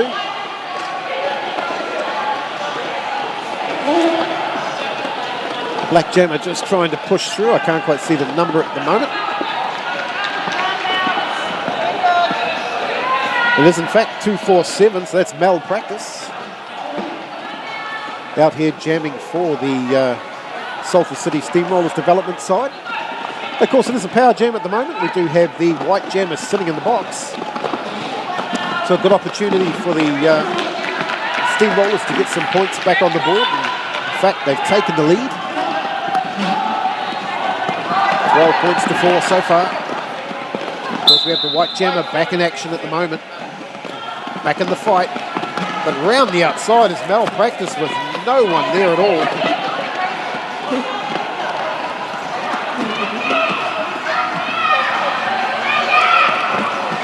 So here comes Malpractice on the back, bit of offensive play coming in by Rapunzel.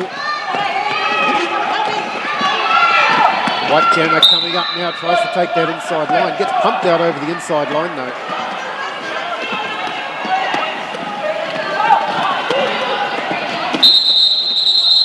Can't quite read the number on that shirt for the white player. Looks like it's been crudely written in nice ink pen. Having a bit of a chat with the head referee, silent witness. So a commanding jam in the second one for the Sulphur City development side. 20 points to 0, so that jumps them out to a 20-point to 4 lead. Just 2 jams into this final game of the afternoon.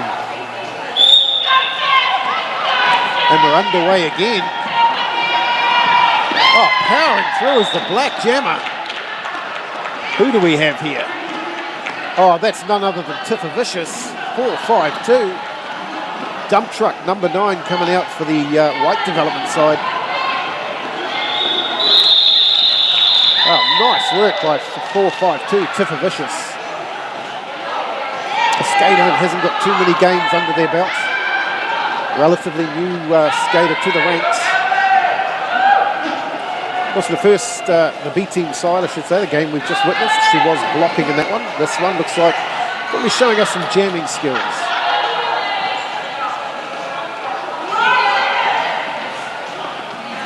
We're ready to go again. Whistle's gone, we're underway.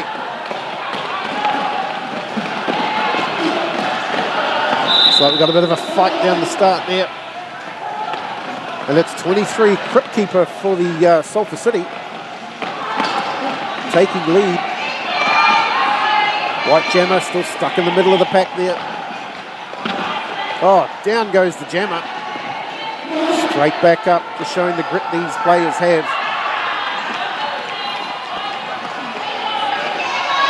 There's Crypt Keeper coming around onto the back of the pack on another scoring pass. Going to try the outside line, ducks to the inside, successfully through. Steamrolls the white player.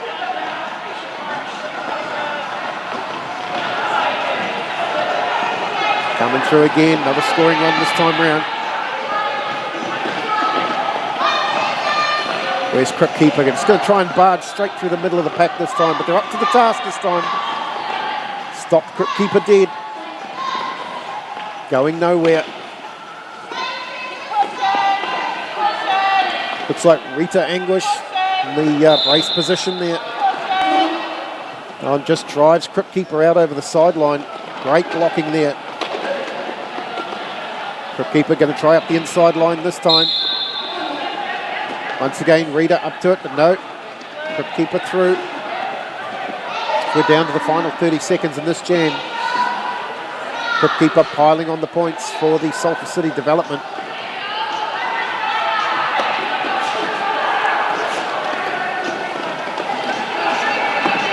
A little bit of offensive play coming in from the Sulphur City development. The Crypt Keeper is through once again. So the brace position there, we see 777. Intensive Scare jamming in the last game.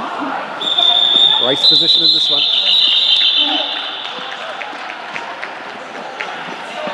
So that's the end of jam number 3.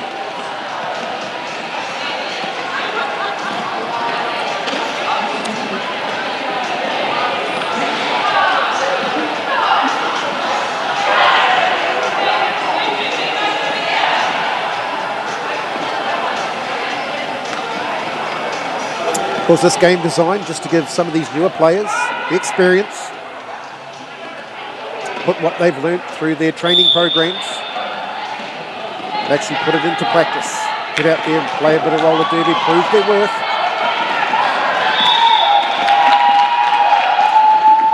And White getting lead on this one.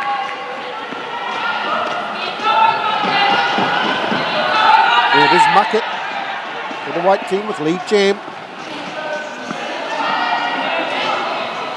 Malpractice, chasing hard. But Muckett's going to power through. 4 points, pulls it. And pretty proud of herself on that one. Good to see the players out there enjoying themselves. 4 points on the board for Muckett. 1 point for Malpractice. Oh, even a congratulatory hug over there on the far side.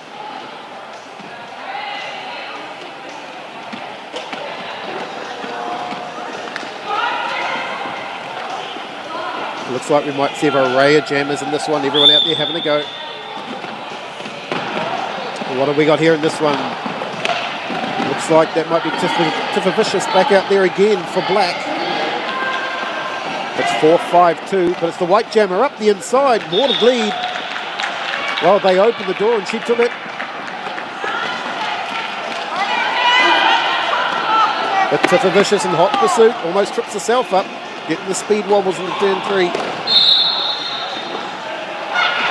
Oh, beautifully up the inside goes Tiffa Vicious.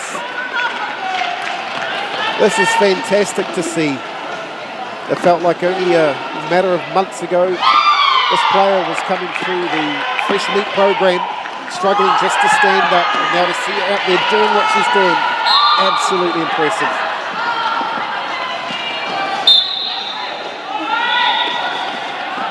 Comes up again. Oh, and straight through. A nice little skip.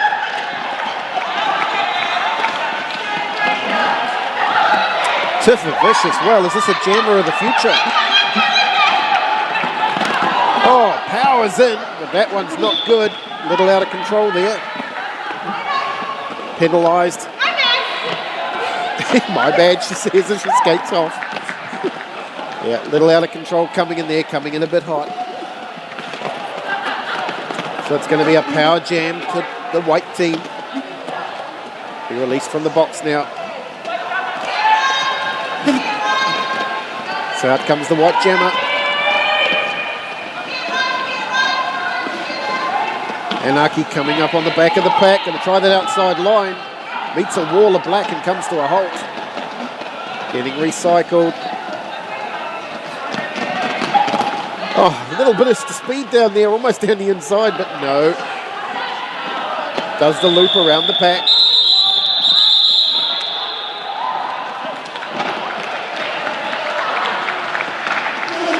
So great jam there by Tifavicius. Anarchy unlucky to get through.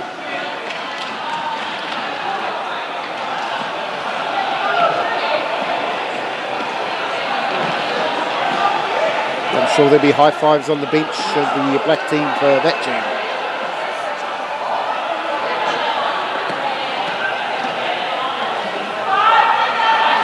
So we're lining up again, 5-second call. And we're underway. Who we got out there this time? Looks like we've got Dump Truck. Dumpy as the team calls it. Trying to power through. One to beat. And it's through down the inside. Awarded lead. That's exactly what the invitation team needed. They need to get some points on that board. Just 8 points standing for them at the moment. Dump Truck trying to power through the pack and gets through. We saw this in the last game from Dump Truck. Wins continuing on in this one. Well, it looks like we've had a star pass.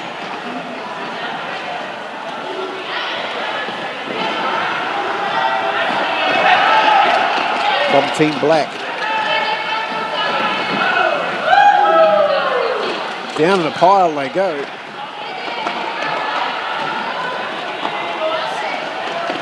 And through again.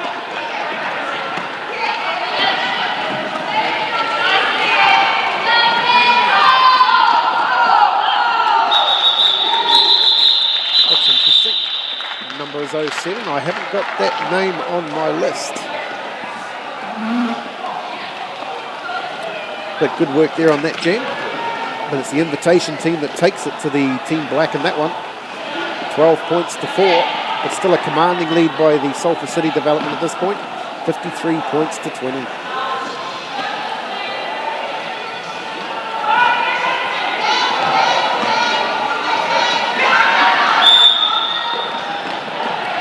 And underway again. Rapunzel in the thick of it, number 8, simply Team Black.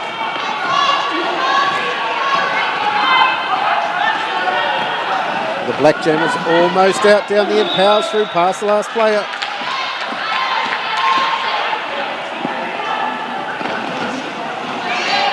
It is Malpractice. It's going to come up on a scoring pass this time round. And it's straight through the pack. 4 points on the board. Says thank you very much and carries on the merry way. Alimental out there. Pass through on the initial and a scoring one this time around, but Malpractice is going to call it. So the invitation team goes scoreless in that one.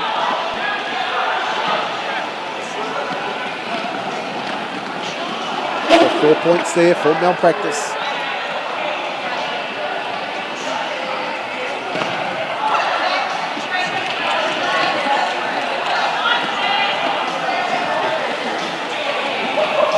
And they're ready to go again.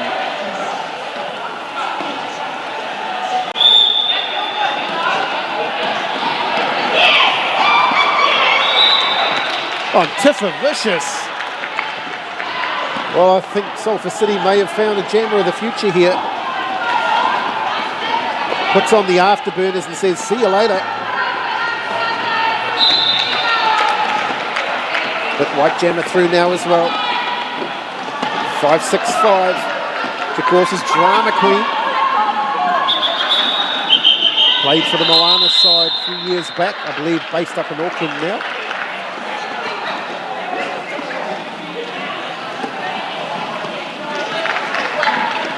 Might be able to be corrected on that last I heard, up in Auckland. So good to see drama down here enjoying the game of roller derby.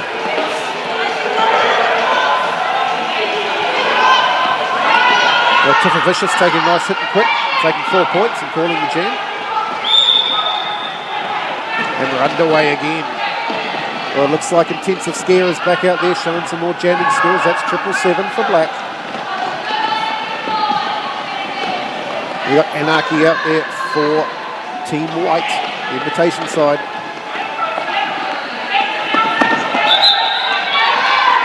Well, here comes Intensive Scare, awarded lead. Unfortunately, Anarchy being recycled all the way back to the back of the pack, still on the initial pass. Intensive Scare, well, takes a thumping from the white pack, gets sent to the ground. It gets straight back up, continues the battle in turn 1. It's Anarchy that's come through. Intensive Scare looking across to the bench. What's the call? From my position here, they're telling her to call it off, and that's exactly what she does.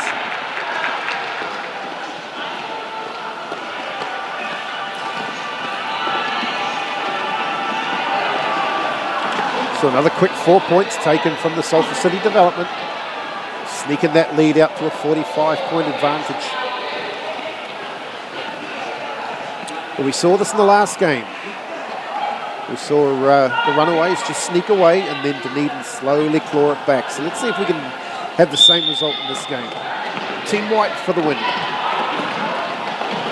And it's exactly what they've done. Drama Queen straight round the outside, takes lead, gives the fans a wave. Really happy about that one is Drama Queen. Scoring pass this time around. She needs the blockers to hold them back. Straight through, 4 points on the board. But here comes Malpractice. They'll be on a scoring run this time around, so what's Drama going to do? Slams into the back of the pack. Calls it. And is it in time? That finally, well, controversy here. Drama Queen is going to get pinged right on that call. So Drama Queen going to go and have a quick 30-second holiday in the penalty box, which will mean a power jam start to the development side. And look who they've sent out. Tiffa Vicious.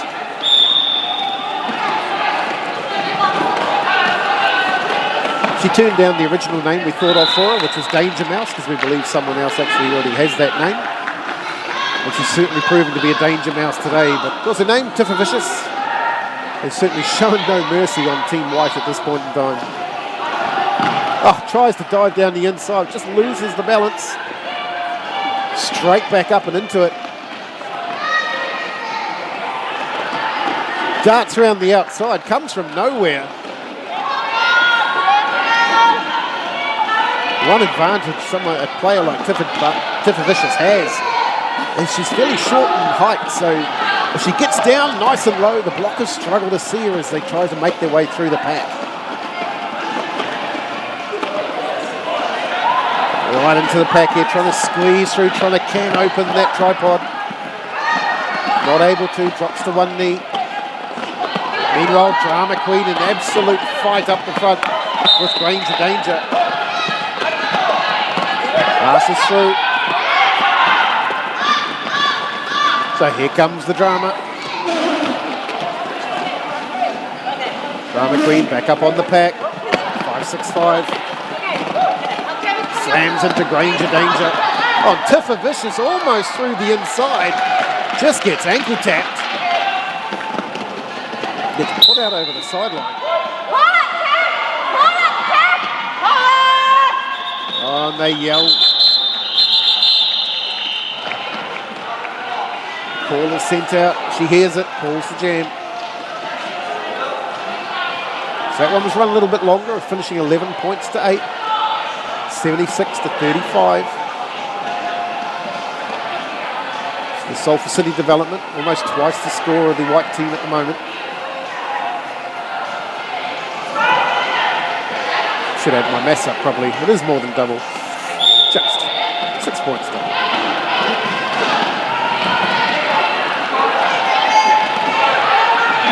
So we're back into it here. It's the black gem and it's going to come through, which is 23. The Crypt Keeper did a great job in the B team game we've just finished. Was out here once again proving her worth as a jammer. Looks like we've had a star pass. It's over to 2-0 critical roll-up. Crypt Keeper getting the call, denying critical roller of any points in that one.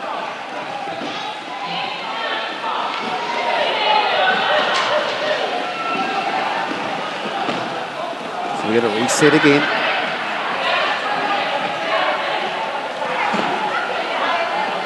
It's like malpractice, 247 coming out for the black team. Can't quite see who the white jammer is from here.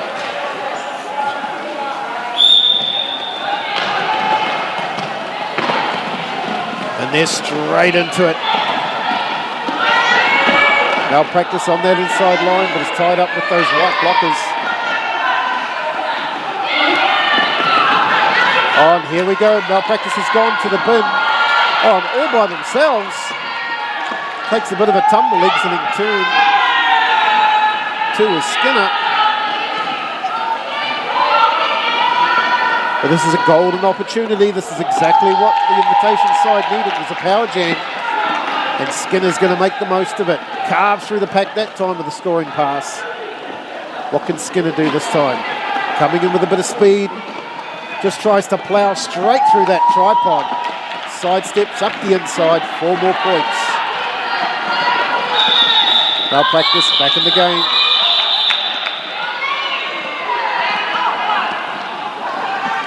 That jam has ended. Skinner getting a nice 8 points there.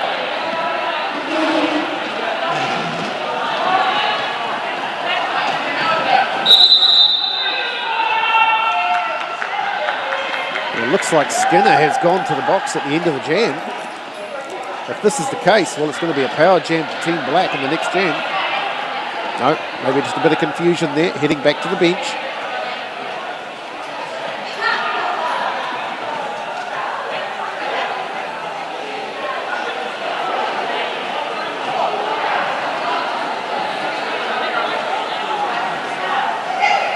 So the referee's having a bit of a chat in the middle of the track. Obviously saw something in that jam they haven't liked. Let's see if anything's going to happen there. Maybe it's to do with the confusion over Skinner going to the box. It looks like she is going to get sent to the box.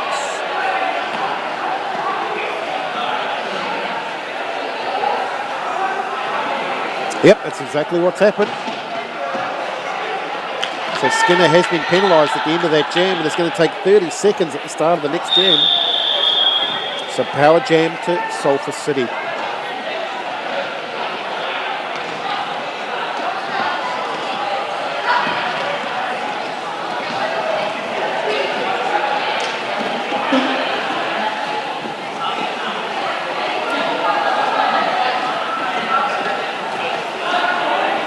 So Tiffa Vicious showing us some of her dance moves on the start line there. Maybe to intimidate the white pack, who knows? She's an absolute character. Always got the smile on the face, always laughing, always joking. And certainly showing us what skills she's got as a jammer here this afternoon. But some of these Motley Crue jammers might have to look over their shoulder and think, gotta watch this. Back speeding up just a little bit. Dives down the inside. Gets held by, I think it's Critical Roller. But finds a way through, but goes to a knee. Straight back up and down on the other knee. Agile little player is Tiffa Vicious. And she's having an absolute ball out there. The Skinner back on the journey for the invitation side. Just as dangerous as Tiffa Vicious. But they're going to call it. Not going to allow Skinner to score any points in this one.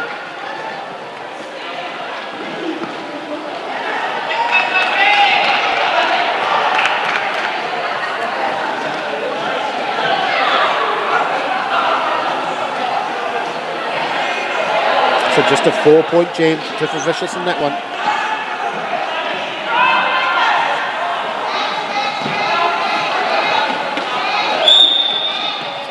So we're underway again. Looks like 777 intensive scare out there for Team Black. Dump truck once again, number 9 for the invitation side in white. And it's going to go straight round the outside. Going to take that lead. Have we had a star pass? We have. The star has been passed to Crypt Keeper 23. Closing the door. No, the door is open. Dump truck is straight through. Very relaxed style dump truck has as she skates around the track.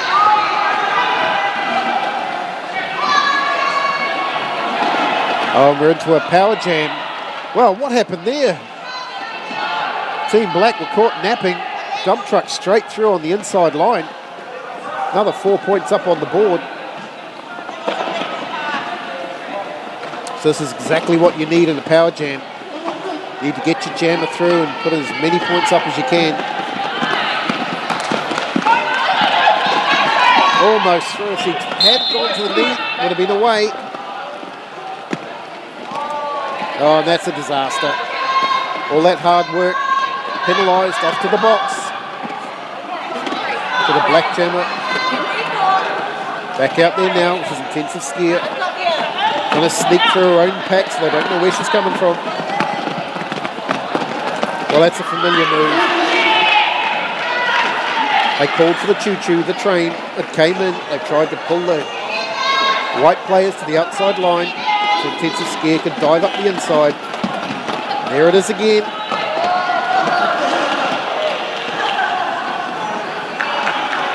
Jammer teases into the outside and the team comes in and just piles those white jammers out.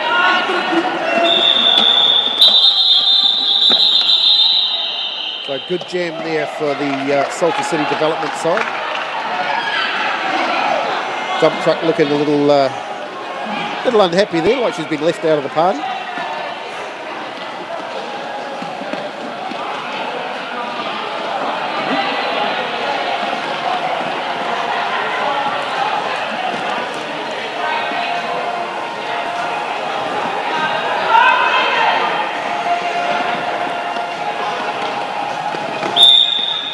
So here we go, we're back underway.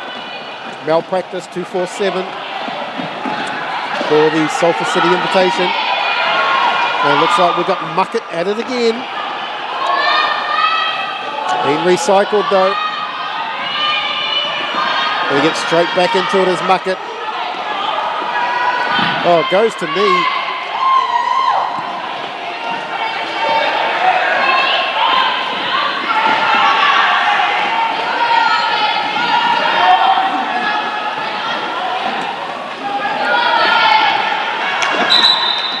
So here we go, Malpractice around the outside, holding lead jam for the Sulphur City.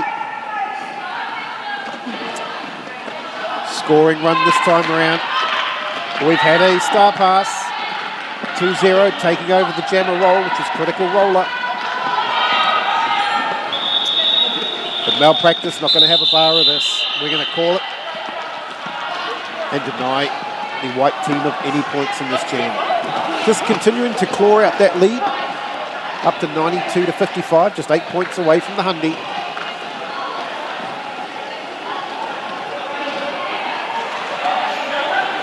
Which, believe it or not, we only have 2 minutes left in the first half of this game.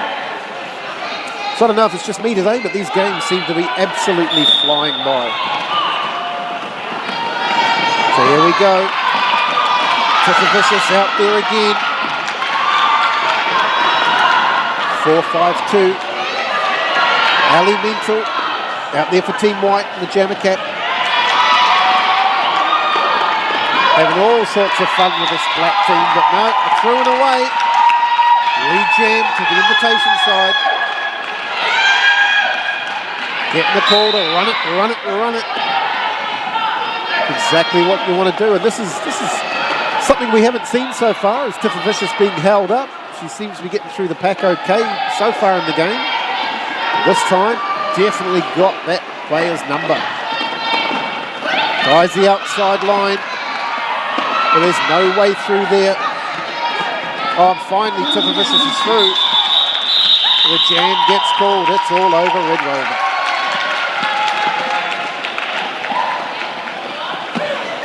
The invitation team clawing back just a couple of points there.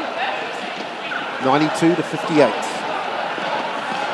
So we're probably down to the last jam of the game with just 40 seconds left on the clock. Well, I should say the first half.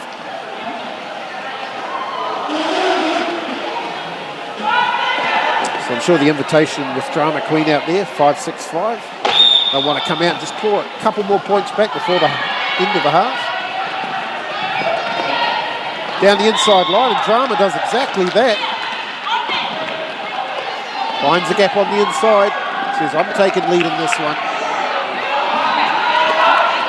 But here comes the Crypt Keeper, 23. Going to track down Drama Queen. Drama just piles on in, forces the way through. Power move there by Drama Queen. Gets the call, calls it off. I think Crypt Keeper would have, definitely scored points in that one, but late on that call off. So we're going to go to the half, guys. 96 points to 62. Sulphur City Steamroller Development side leading. So we're going to take a little bit of an intermission break, and we'll see you back for the conclusion of game number 3 here in Taupo. Talk to you soon.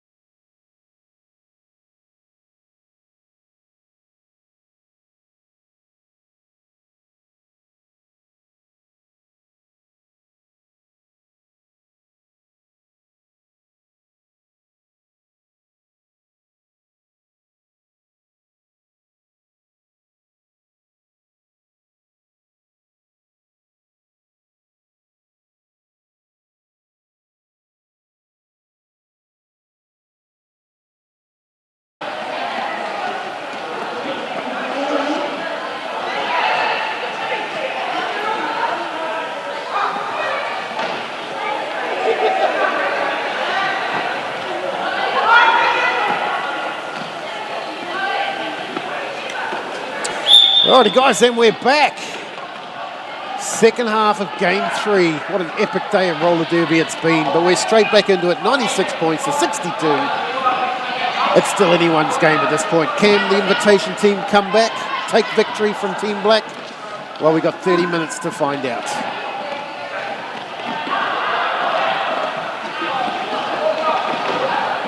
So it looks like we've got a slow motion game going on at the moment. We've got Crypt Keeper, number 23, out there for Team Black. And of course, Anarchy out there for Team White. Hanging around over the other side where the benches are during half-time. We certainly saw Anarchy getting a lot of advice from Body Snatcher. So will she take that advice and put it into practice here in the second half? Tiptoes around the outside, gets a rewarded lead. Crypt Keeper being held back. Critical roll-up, well, a bit of offensive play coming in there and allowing Crypt Keeper to get through. Of course, not lead. That's Anarchy that's got lead on this one. Can she hear?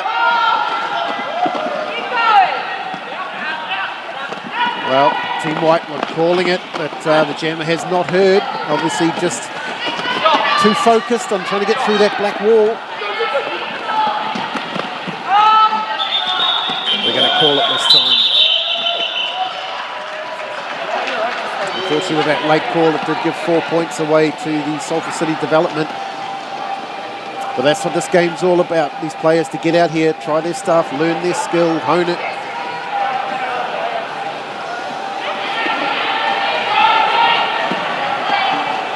The other thing I can tell you has been over the benches, they are absolutely having a ball, and that is both teams out there.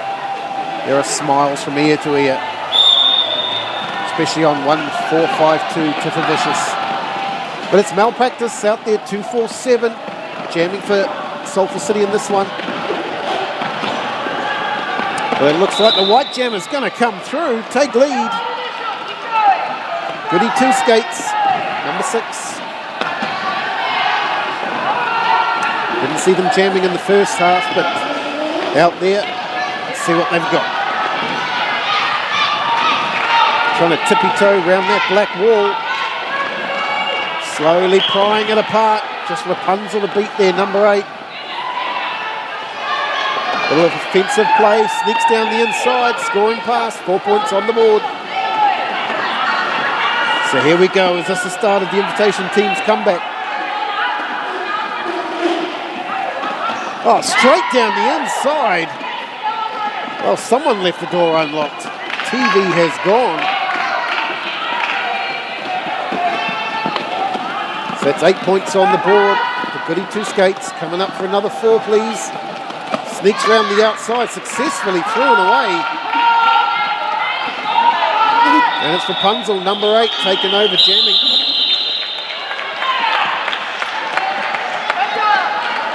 Of course, the jam has been called off, denying Rapunzel scoring any points for that one for the Sulphur City team. So just a 24-point difference. Sulphur City breaking the 100. But they're sending out their little superstar.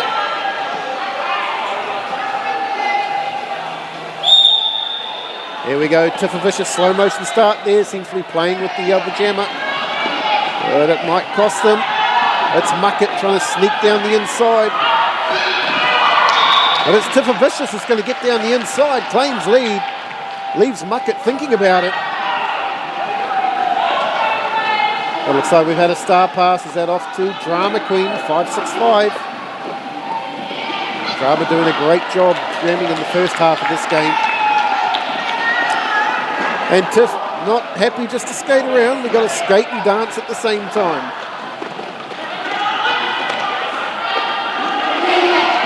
Now that's entertainment.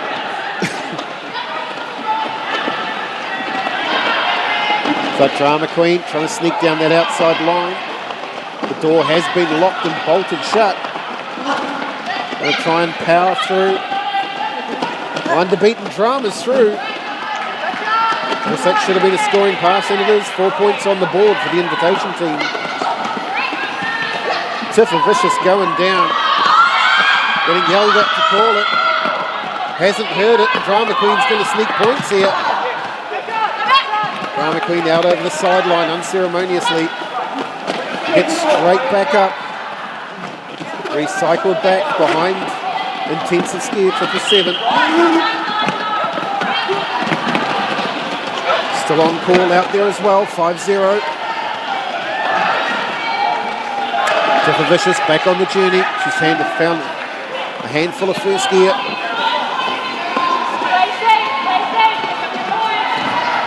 Tiffa Vicious does have control of this game. Oh, great move there by Drama Queen.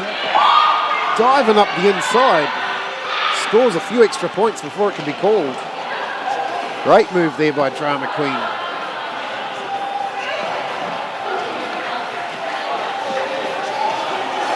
Well, I have to say I'm highly impressed with Drama Queen today. Haven't seen them skate for a number of years. I did last see them skate. A little unsure on their feet. Lacked a little bit of confidence, but certainly a massive improvement in that player's game. So absolutely awesome to see. Had an opportunity to speak to them during halftime as well, and they're out there absolutely enjoying this game today. Looks like we're going to have a timeout from Team Black. Bench team just want to have a bit of a chat with them. It was 114 to 85. Sulphur City leading this one. Purple Parfait, the head NSO, is doing an awesome job. Interesting comment.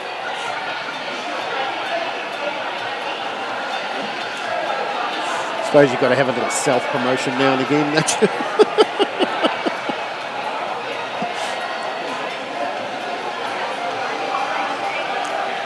Of course, if you can see on the camera, if you're wondering who Purple Parfait is, just have a look in the middle of the track there and you'll see someone in a tank top, black shorts, black shoes with white soles, holding a clipboard. Well, that is Purple Parfait. I'm sure you'll agree. An incredible job standing there with her clipboard.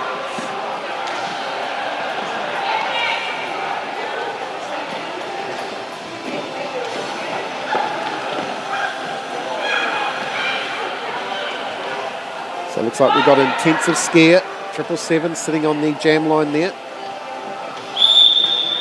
And here we go, we're into it. Looks like we've got Ali Mental jamming for the invitation side, but it's going to be Intensive Scare out for Sulphur City. Going to lead this one around.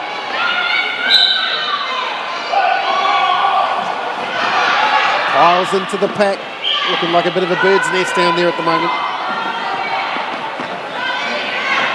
But sneaks through again. These cunning jammers. They find the narrowest gap, they make their way through these packs. Of course, it is a power jam to Sulphur City at the moment. The invitation side sitting in the box. So that is Ali Mental. Standing now, we would rejoining the game any moment. And here comes Intensive Scare up on the back of the pack. Looking down that inside line, looking for a bit of offense. Number 8, Rapunzel, nice bit of offense there, helping Intensive Scare get through. But gets smashed out over the sideline. Oh, that certainly wasn't polite. But that's what you get if you try to take that outside line and outbest the blocker. So Intensive Scare taking a bit of a wild ride there.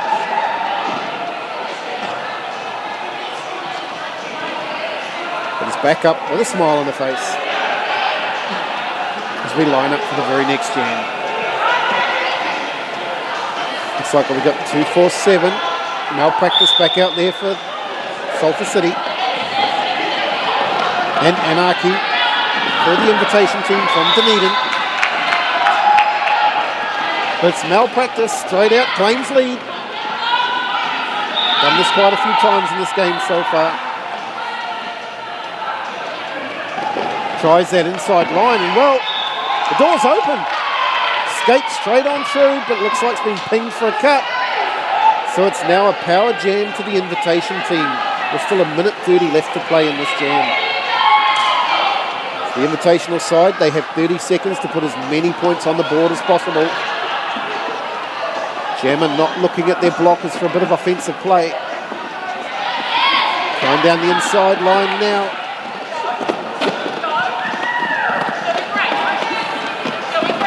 Sulphur City, they hustle. Trying the outside line. It's going to be away this time. Well, maybe they thought of a cut there, but no, threw it away, no problems.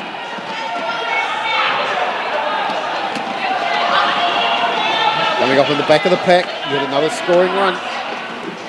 Here comes malpractice back into the fight in the 2 and 4. Going to try and sneak down the outside line, which proves to be successful.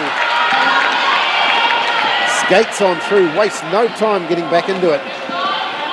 And coming round and yet another scoring pass. Meanwhile, Anarchy, well, held up in the pack here. Again at halftime, body snatcher, giving advice on how to push through the pack.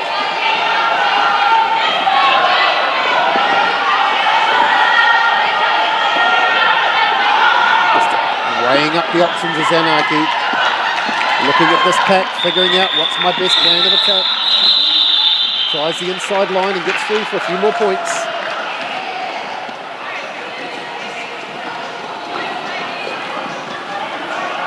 That jam's going to end up being 8-7 to Sulphur City, just a 1-point lead. And of course, the total, 134-92. Sulphur City leading. We're already 10 minutes through the second half, just over 19 minutes left to play.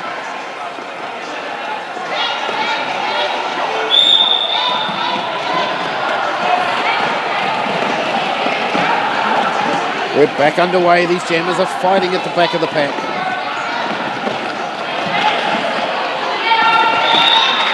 But it's going to be the invitation team that take lead on this one.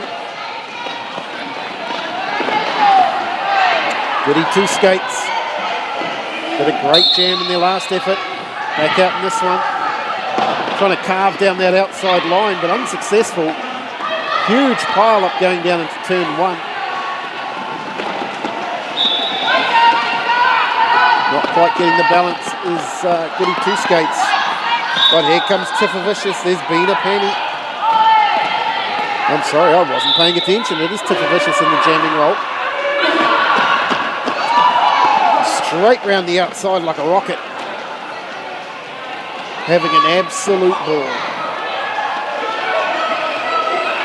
Well, looks like Goody 2 skates has been not too good. Heading off to the penalty box for a 30-second R&R session. And Tiffervicious is simply going to say, thank you very much. I'm going to take these points. So here we go, getting the signals from the captain. Danger, danger. Ordering her to go wide so they can set up the train. Tiffervicious, well, it didn't work, but she saw the gap. Steamrolls round the outside, puts another 4 points on the board.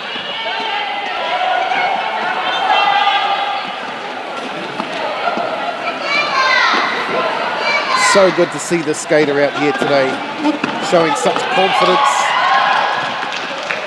taking the bit between the teeth and going for gold.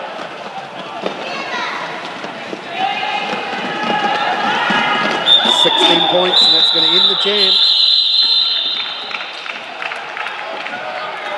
So a 16-point jam there for Tiffervicious. Takes the development team out to a 150 to 95-point lead.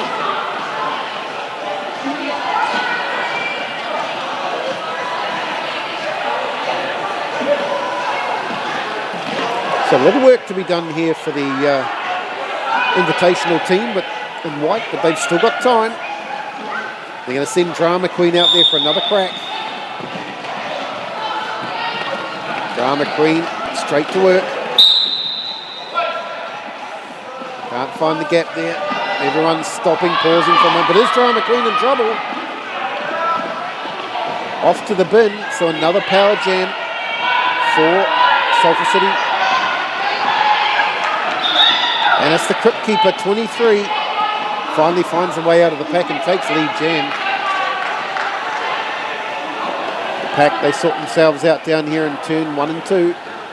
Waiting for the arrival of Crypt Keeper.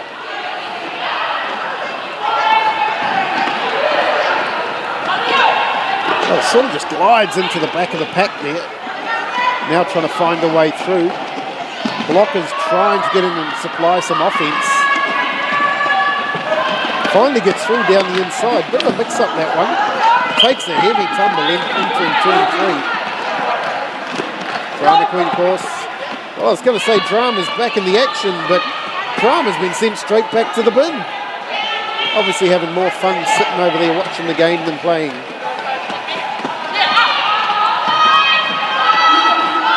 But it's Crypt Keeper around the outside. Sulphur City Development are going to call it Ice Drama in the box. So it'll be a power jam start, the next jam for Sulphur City.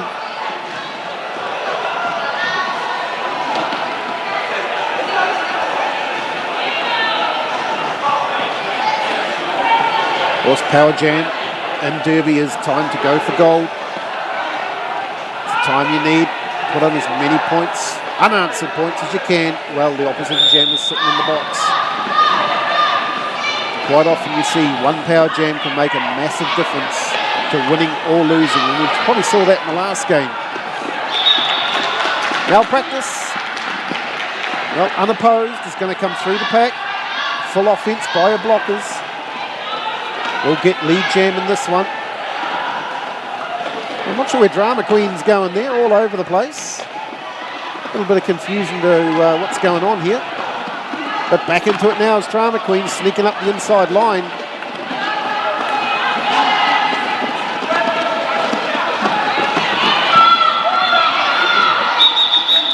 Malpractice, calling it. Going to deny Drama Queen of any points in that one. It's not a great dream for Drama. 2 trips to the penalty box.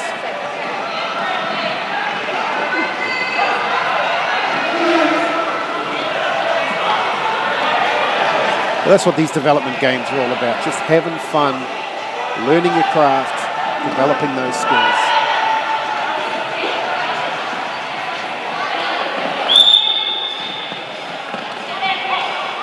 So here we go.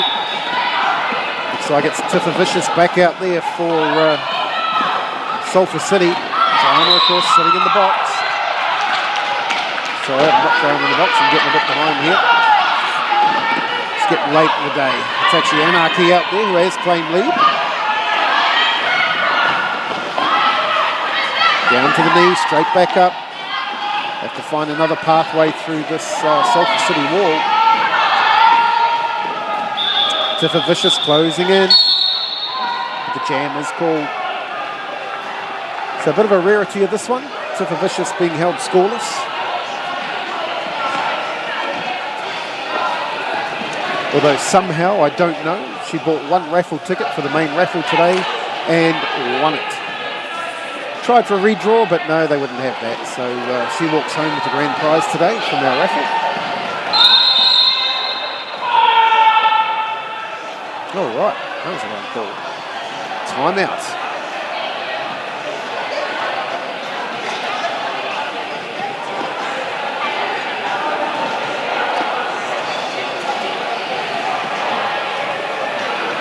So wherever you're watching from around the country, guys, or even around the world, do hope you've enjoyed our triple header here today at Taupo. Dunedin versus the Sulphur City Steamrollers, based in Rotorua. Of course, this is the final game for the day, only just over 12 minutes left to play. Of course, the first game resulted in the Motley Crew defeating the Gallo Lasses. The second game, of course, the 2 B teams from both clubs. Again, Sulphur City, the Runaways, came out victorious. That was a very, very close game. It could have gone either way. Just towards the end there, Runaways got that slight lead and took the victory. Of course, in this one, a bit of a different story, a bit more of a gap, probably the biggest gap of any game today. It's the Sulphur City Development leading 161 to 97. Of course, we wouldn't be seeing this action today if it wasn't for the awesome Colin and Lee, who've come all the way up from Wellington, which is Roller Derby Streaming NZ. They travel around the country, streaming these games to you around New Zealand, all over the world. So if you do have a spare couple of dollars here and there, please feel free to donate. I'm sure they'd much appreciate it. It certainly helps them bring this action to you.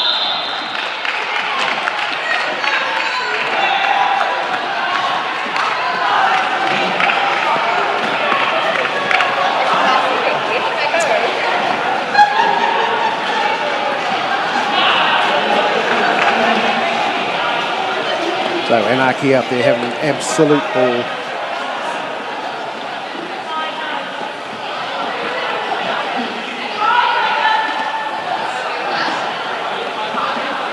Yep, slingshot engaged.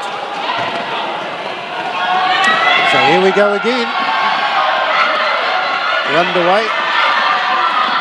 Big tumble there for Muckett as he takes on the Sulphur City wall. Trying to find a way round. Needs to put the headphones on with the Convoy song. Crash the Gate doing 98. We'll get through that wall.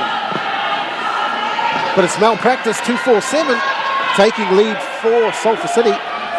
Coming round on a scoring pass this time through. Looks to the inside line, but no way through there. Muckett, well, takes the star off. Maybe looking at a star pass here. And it's exactly what we've seen. Star pass being handed over to 2-0. Vertical roller.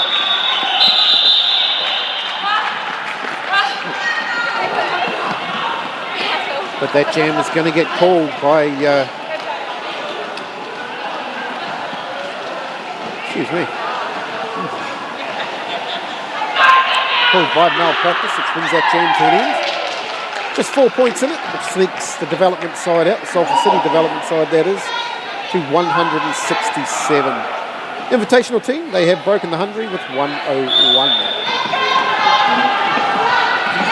And we're straight back into it. Bodies going everywhere in this one.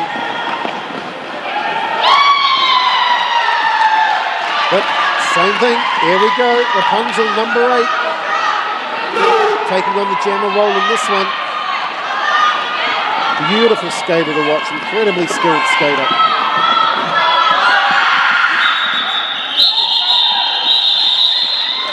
Nice work by Rapunzel. The sneaks at 3 points, job done.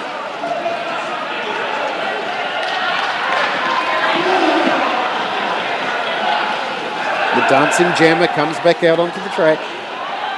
Both jammers joining in on this one. We do have a little bit of music playing here in the hall, which you can hear, so they're obviously dancing away to that.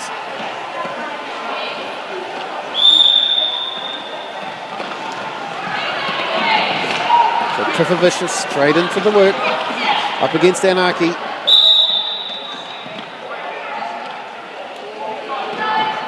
But there's a bit of stop motion going on here at the moment. Neither jammer going anywhere.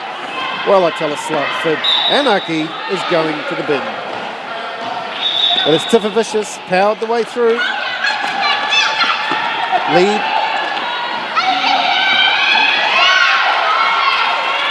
Having an absolute ball out there.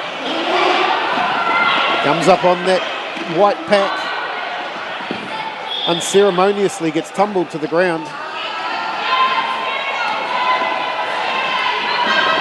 Gets straight back to work. Bit of offence coming in and straight down the inside. Nice offensive work by the Sulphur City pack.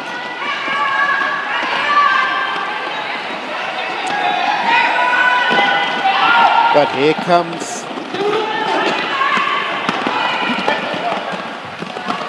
I was going to say it's Anarchy, but it is Anarchy. was looking at the wrong player there for a moment. Anarchy out there. Trying to take on this Sulphur pack with no success at the moment.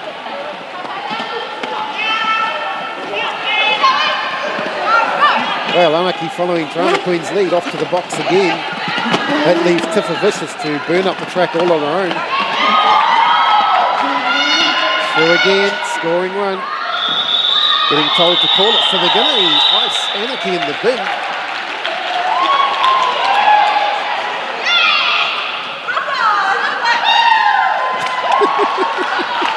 That fantastic personality Tiffa Vicious has. Telling everyone to simply rock on. So we're going to have a power jam start here to the Sulphur City side. Of course, Anarchy still sitting in the bin, still seated, so we've got at least 10 plus seconds left.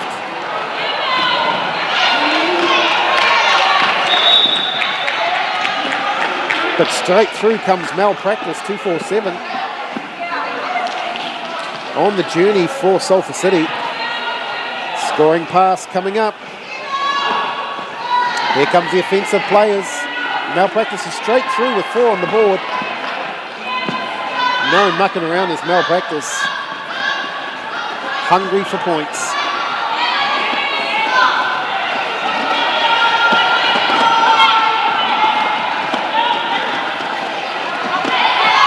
Not having such luck this time.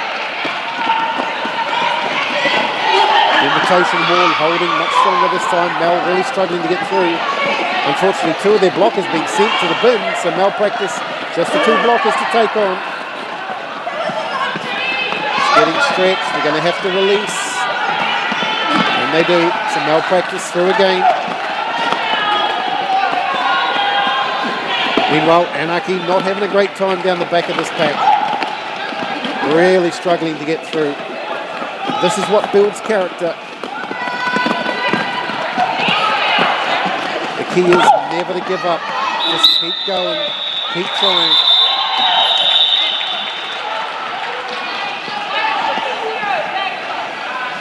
They'll be a little bit lucky not to get a penalty late in that jam. Looked like a bit of a push in the back to intensive scare.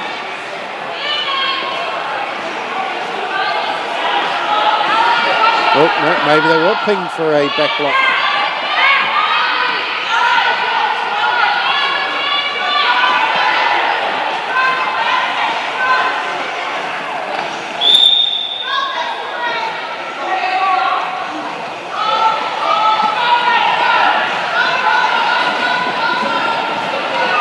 So in the bin, there's Anarchy.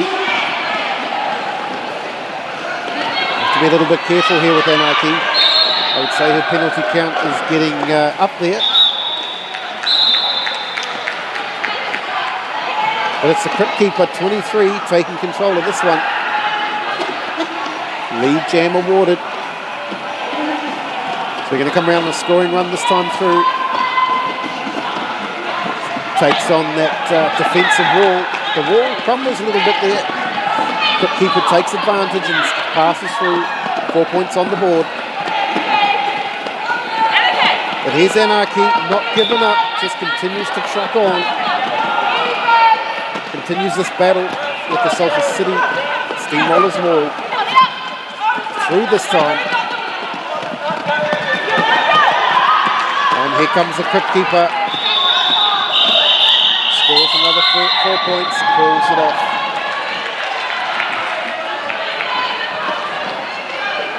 So the Invitational team going bit of a drought in regard to points. Sulphur City just broken the double hundy, 202 to 101. And believe it or not, we have less than 3 minutes left to play in this game.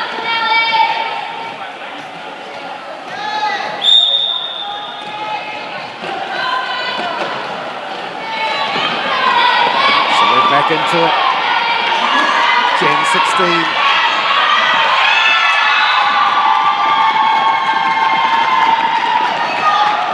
Well, the benches are going absolutely crazy. Elemental taking lead jam for the Invitation side. Up against Tiffa Vicious, who's been pretty successful here this afternoon. It has been dominated in this one, not getting lead. Here comes Alimental, through on a scoring run, one to beat. Has passed intensive scare, but here comes Stiffer Vicious. Looked at the star pass, but puts the helmet back on. Gonna track down this invitation scale at Alimental. Alimental looking over the shoulder, sees Stiffer Vicious coming, calls the jam. It's a good track awareness there from Alimental. Like Alimental headed to the wrong bench there, went to sit there with the black players. Maybe run away with a few team secrets.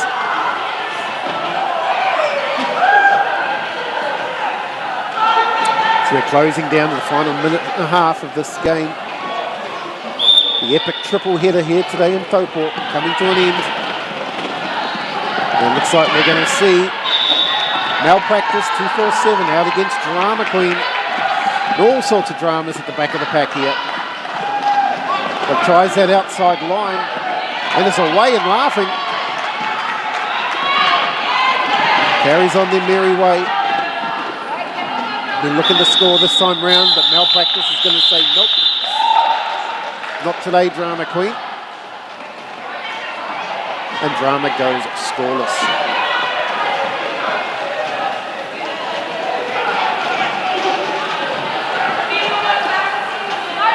So a good effort by Drama there today. It'll probably be her last jam of the afternoon. Great effort by that skater.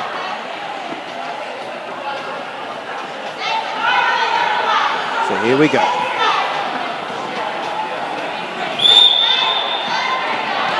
So straight back into it. That's number 9, Dump Truck. And Dump Truck is going to charge straight through and take lead. Crypt Keeper not mucking around either. In hot pursuit of Dump Truck. So here we go, is Dump Truck going to unload on this black wall? Certainly does, and dives straight through. Invitation bench incredibly happy about this. Well, the period clock has gone down. Team Black have realised it's their victory. The roar goes up from the bench. The Dump Truck's not finished yet. I ain't stopping until that final whistle blows. Puts another 4 on the board and heads around for more. But it's Crypt Keeper on the journey as well for Sulphur City. So it looks like these guys are just going to run the jam for the fun of it. And up the end, almost up the inside, just absolutely trips over an ankle there. But it's through again.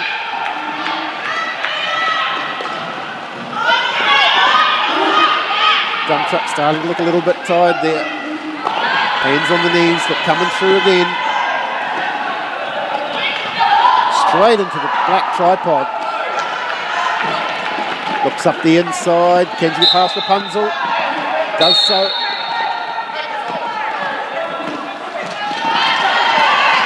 We've got 30 seconds left to play. But the jam's going to get called. And that's the end of the game. Sulphur City coming out on top, beating the Invitational team 217 to 121. A very entertaining game there by our development players.